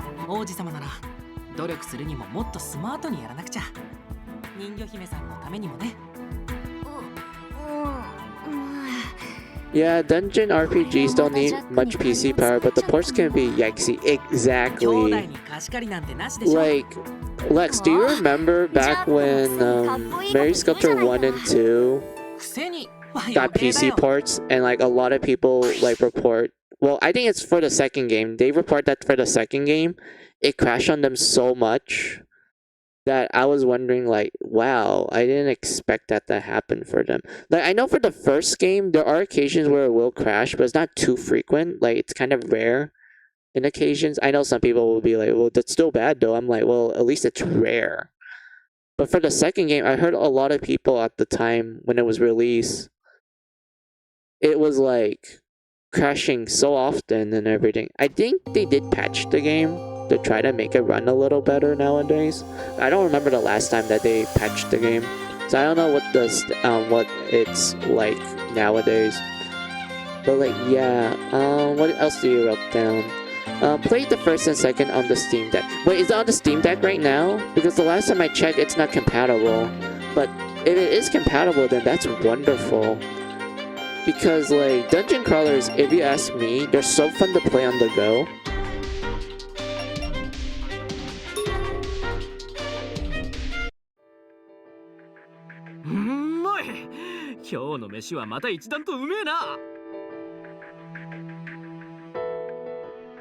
That's true on some PC ports. Me, I'm planning to move all to PC. Alright.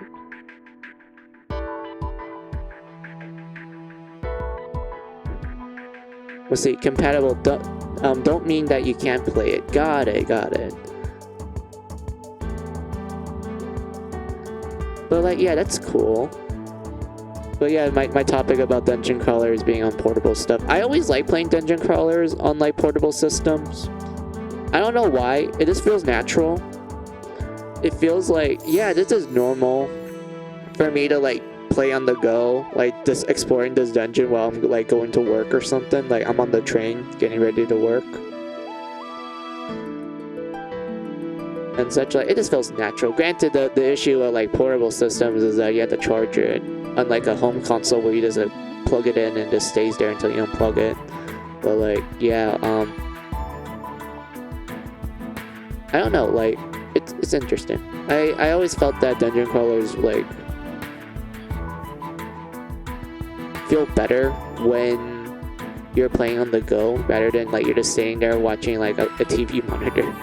And when I know it sounds kind of weird. Like, granted, I play Wizardry, which has always been like home consoles. I know there were some like portable console ports and such, but like I played most of the Wizardry games on the home console and everything. But like for every other dungeon crawler, like Etrian Odyssey, Mary Skelter,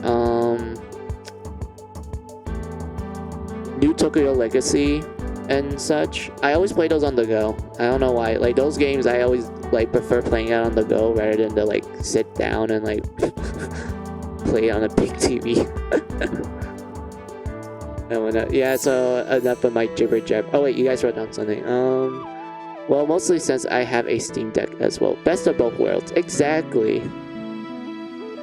That's honestly how I felt towards the Switch as well. It's both a home console and a portable system. I love the portability. I like playing on the go. I think the reason why I like portable systems a lot was because I own a DS and 3DS and PSP, also Game Boy as well. Like, I play those consoles a lot as I grew up and everything. So because of that, I have much a huge connection towards portable systems than like a home console. Even though I do play home consoles, like for example, like my first home console was the PS2, and I love the PS2 a lot. The PS2 has so many great games, especially JRPG games.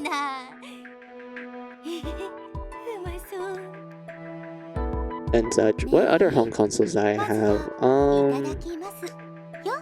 I had a PS3. I have a Wii. The Wii is like the bomb. I love the Wii.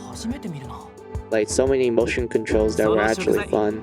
I have a Wii U, which I only use for like Tokyo Mirage Sessions and Xenoblade X. And I feel like people should play the beauty known as Xenoblade X. That game is good. Like, I know people are like, oh, the Xenoblade games are like fun in general and shit, and they usually only talk about 1, 2, and 3. I'm like, bruh, they can't compare to Xenoblade X. This game is fun. This game is literally like a single player MMO game that you can actually play with friends, and it's really fun. It does help the fact that you get a mech, and that's wonderful. I love like Xenoblade X a lot. Even though I do feel like the story had like promise, but it just falls apart near the end, which sucks. But like everything else about it is wonderful. I like the combat and everything. Love the Wii as well. Yeah, you get what I mean, Moon. But like, yeah, I have a Wii U. Let's see.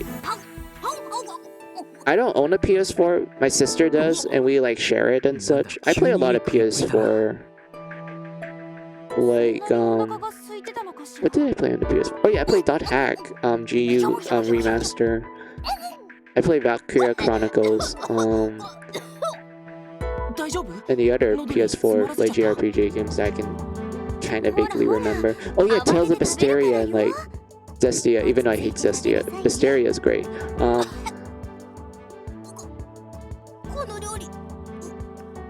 I kind of want to.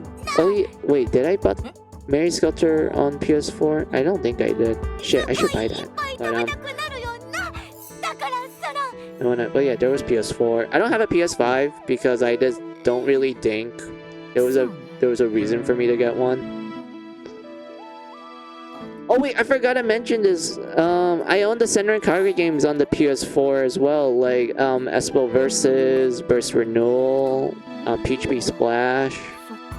Yeah, I own the Senran Kagura games on the PS4. Not only that, Moon, I also own the limited edition versions of them as well.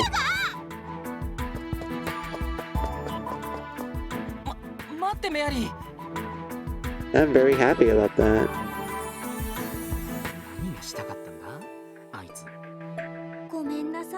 Trust me, you're better off without a PS5. Is the PS5 like bad performance-wise? Oh, like not performance-wise. Is it bad like hardware-wise? Like they didn't build it good, so it's like cheap or something? Felt cheap. Because like the only games I can think of that I would want to get for the PS5 Stella is like maybe Final Fantasy 16, and that's like it. I know. Wait, wasn't there 16 on the PS4? Like there was a PS4 port for 16,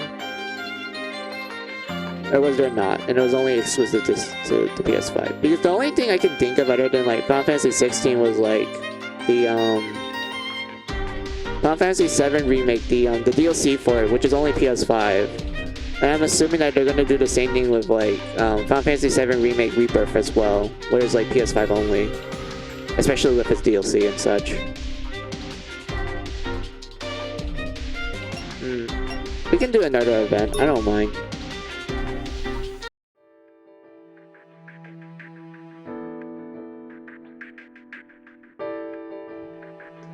Yeah, Dungeon Crawler's on the deck at the moment. Etrian Odyssey, Labyrinth of Refrain. Labyrinth of Refrain! That's great!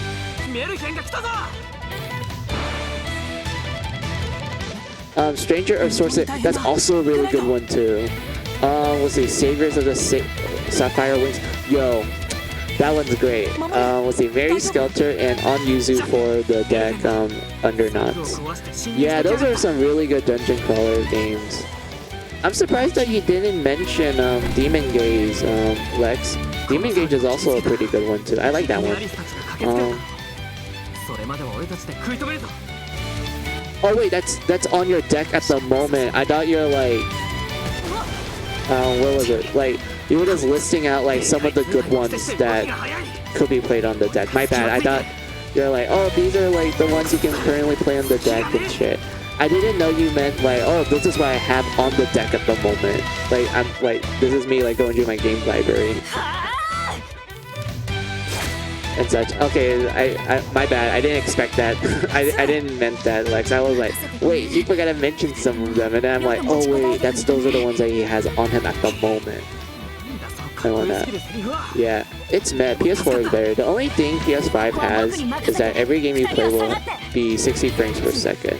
I like the PS5, but I do miss the themes on the PS4 has. Yeah, I miss the themes for the PS4. I remember seeing like the PS5 like home screen and like they said that, oh, there's no like themes for it. I'm like, bro, that sucks.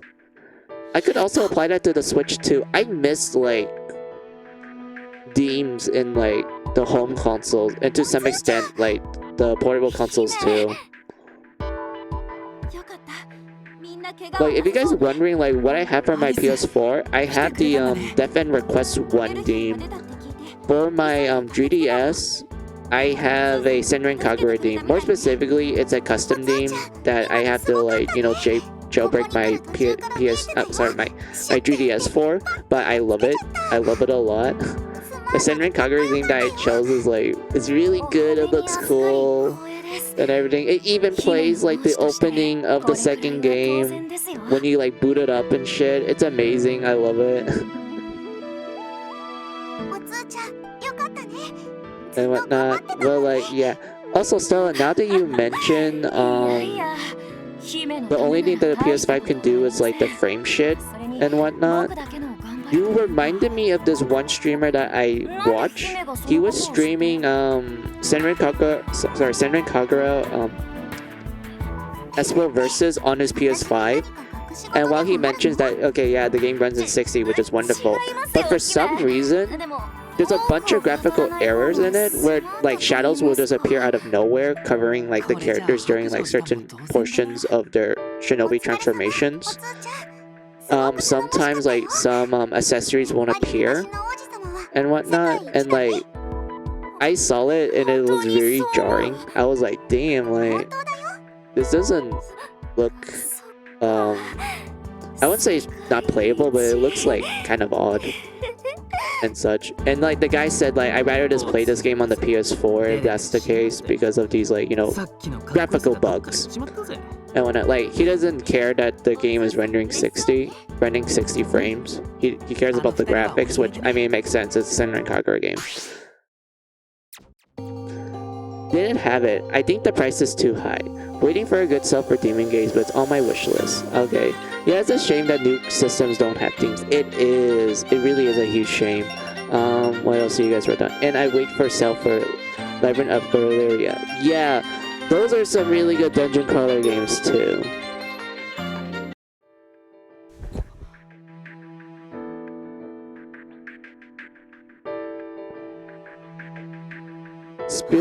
Speaking of like Labyrinth of Refrain and also Labyrinth of Galleria, I remember enjoying Refrain a lot back on the Wii. Like I even played the demo and like transferred my demo save to the full game, and I loved it a lot. Like it's an interesting dungeon crawler. I'm just gonna say that it's an interesting one. And it's like made by Nippon Ichi Software, which is cool. Even though like, yeah, it's cool. It's actually from them. I don't know who did the translation for it. I hope it's not Nippon Ichi Software America. But for the most part, as I was like playing it and whatnot, it didn't seem like there was too many deviations from like the Japanese script. So I was like thankful for that. But yeah, for Galleria, I remember seeing the trailer for that, but I didn't get the chance to buy it. And I was hoping that they might release a demo for it, but they didn't. So I was like, damn, I wish I would like they release a demo so that we can like get a sneak peek and shit, but they didn't. So it's like a bit of a shame. Unfortunately, I had to start work. Bye and have a good rest of your stream. No problems, Moon. Thank you for like stopping by and like watching me and such. I appreciate it. Thank you for the lurk as well. Oh, lurkers are always welcome here. So I hope you have a good day at work. I hope it's like a casual day for you, like nothing too stressful. Did someone say Gary? Fuck, I don't know how to pronounce it. I know what you're talking about, Stella. It's the visual novel, right? It's the Garden of like Hysteria and such, even though I only watched the anime. But yeah, it's the visual novel that we talked about before. But no, I'm not talking about that. We're talking about Galleria, like a gallery.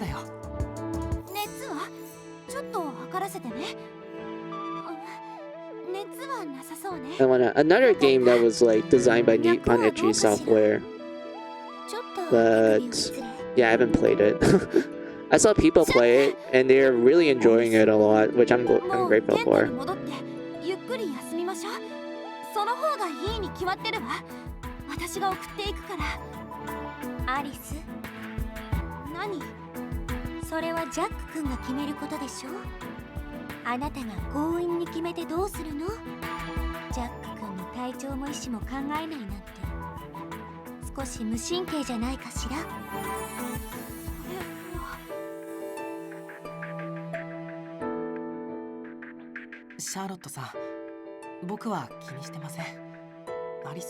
Yeah, with the one, let's see, yeah, with one of the best protagonists in visual novel history.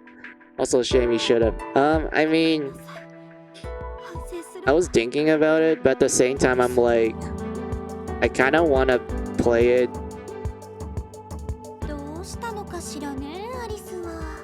Sometimes, like sometime later in the future.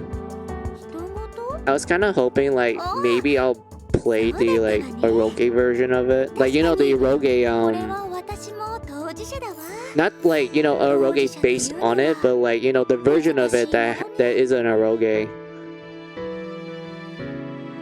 and whatnot. I don't think Steam sells it, right? You have to like patch it ?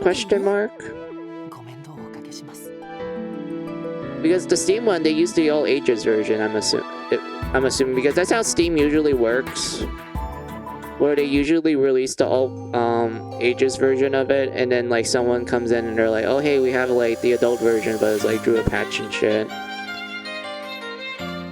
And whatnot. I think that's how it works. It's on Steam and also for Switch. I'm assuming the Switch one is not the eroge version, that's the all ages one. If that's the case, then like I'll just probably play it on PC, but I want to play the eroge version because I always think like eroge versions of the game of like visual novels, they're the best ones. Like all ages is like, okay, you just get the story and like whatnot. The eroge, you get both the story and the spicy cutscenes, and who doesn't like the spicy cutscenes? Especially when it like feels like the characters are actually getting along to the point that, you know, ooh, shalala. But yeah, man, we've been doing. Yeah, I know like this stream is literally me saying like after mini bosses we just do the affection events, but like I feel like we haven't been here for quite some time. Oh, wait. 本当にまたまた Wait, I know this 否定 scene. したって全然説得力ねえしな I know this 否定 scene. したって全然説得力ねえしなまたまた It's the Cinderace scene. Oh my god, this is where wait, I will let it play out. Hold も on. うからかわないでってばやあ、みんなで何話してるの？ジャック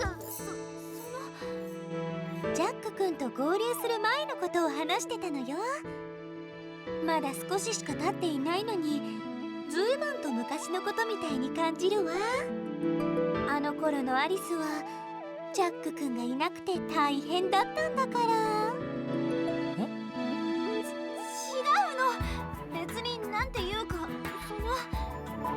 情緒不安定っていうのかふとジャックの名前をつぶやいてしょっちゅう泣きそうな顔してたり毎晩ジャックが心配で眠れないとか言ったりしてたっけなアリスは本当にジャック君のことが好きなのねって話してたの。違ういえ違わなくはないけどもちろんジャックは好きなんだけど待ってちょっと待って違わなくはないけどもちろんジャックは好きなんだけど待ってちょっと待って Yes. Oh, this is good. But yeah, what you guys wrote down. Moon is right. I missed the themes of the PS4. Sadly, PS5 does not have it. That sucks to hear. I didn't play pure visual novel other than Doki Doki. Shame on me. It's fine. Like visual novels are quite. I don't know how to describe it. They're quite a.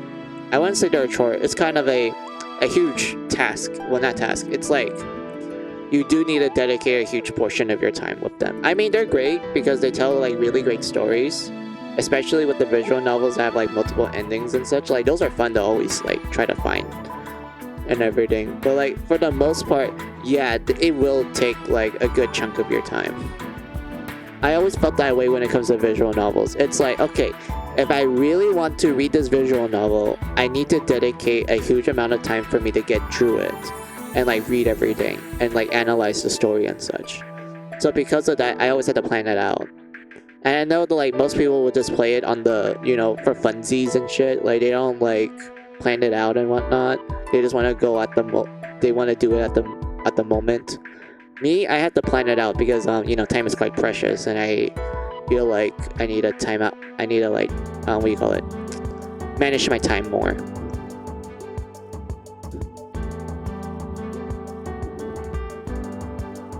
Visual novels are amazing. They are like the Trails series and the Fate Stay Night. Yep.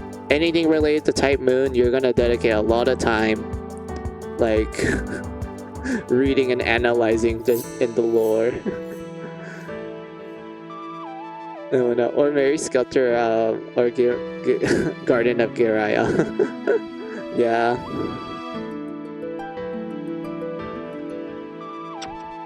But yeah, let's continue on.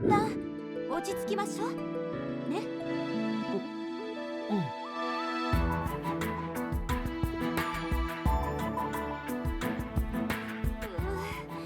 ャックに変なとこ見せちゃったわこんなはずじゃなかったのにね、アリスってば可愛いでしょ。ジャック君一筋なのよ。一筋っておせっかいな茶番かよもうそういうこと言わないの。あ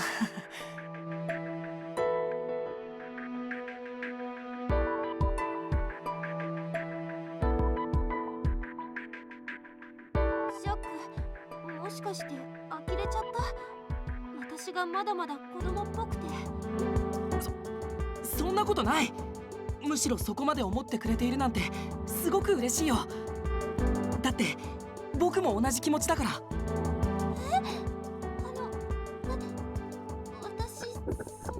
Never knew I need Sunsun Alice in my life before. I need more of it. Oh, don't worry. You probably get more of it later ア on. リス、それじゃあ、 Or maybe in Lock Up and Love. 若い人たちに任せて I remember Alice was kind of Cinderella in that one too. あなただって十分若いでしょ。わざとくせ茶番劇で腹いっぱいだぜ。 Oh my gosh, Mary. メアリーも行きましょうね。お熱い二人の邪魔しちゃ悪いでしょ。そんなお気遣いなく。暑いだなんて。ジャックと私が暑い。 Oh my god, why is she so damn cute? I know. All the girls in Mary's character is cute. They all act cute when it comes to these type of scenarios. アリスの本音がダダ漏れね。はあ、マッチすりて。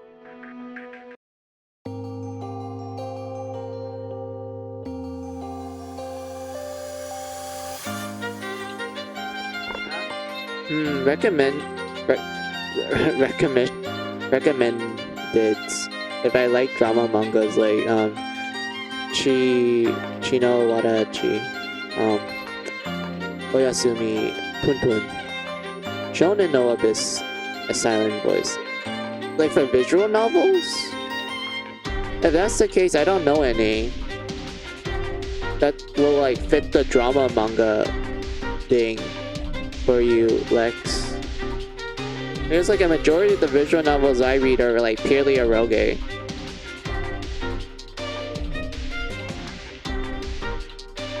And such. I don't know any like drama ones. Maybe Stella might know some.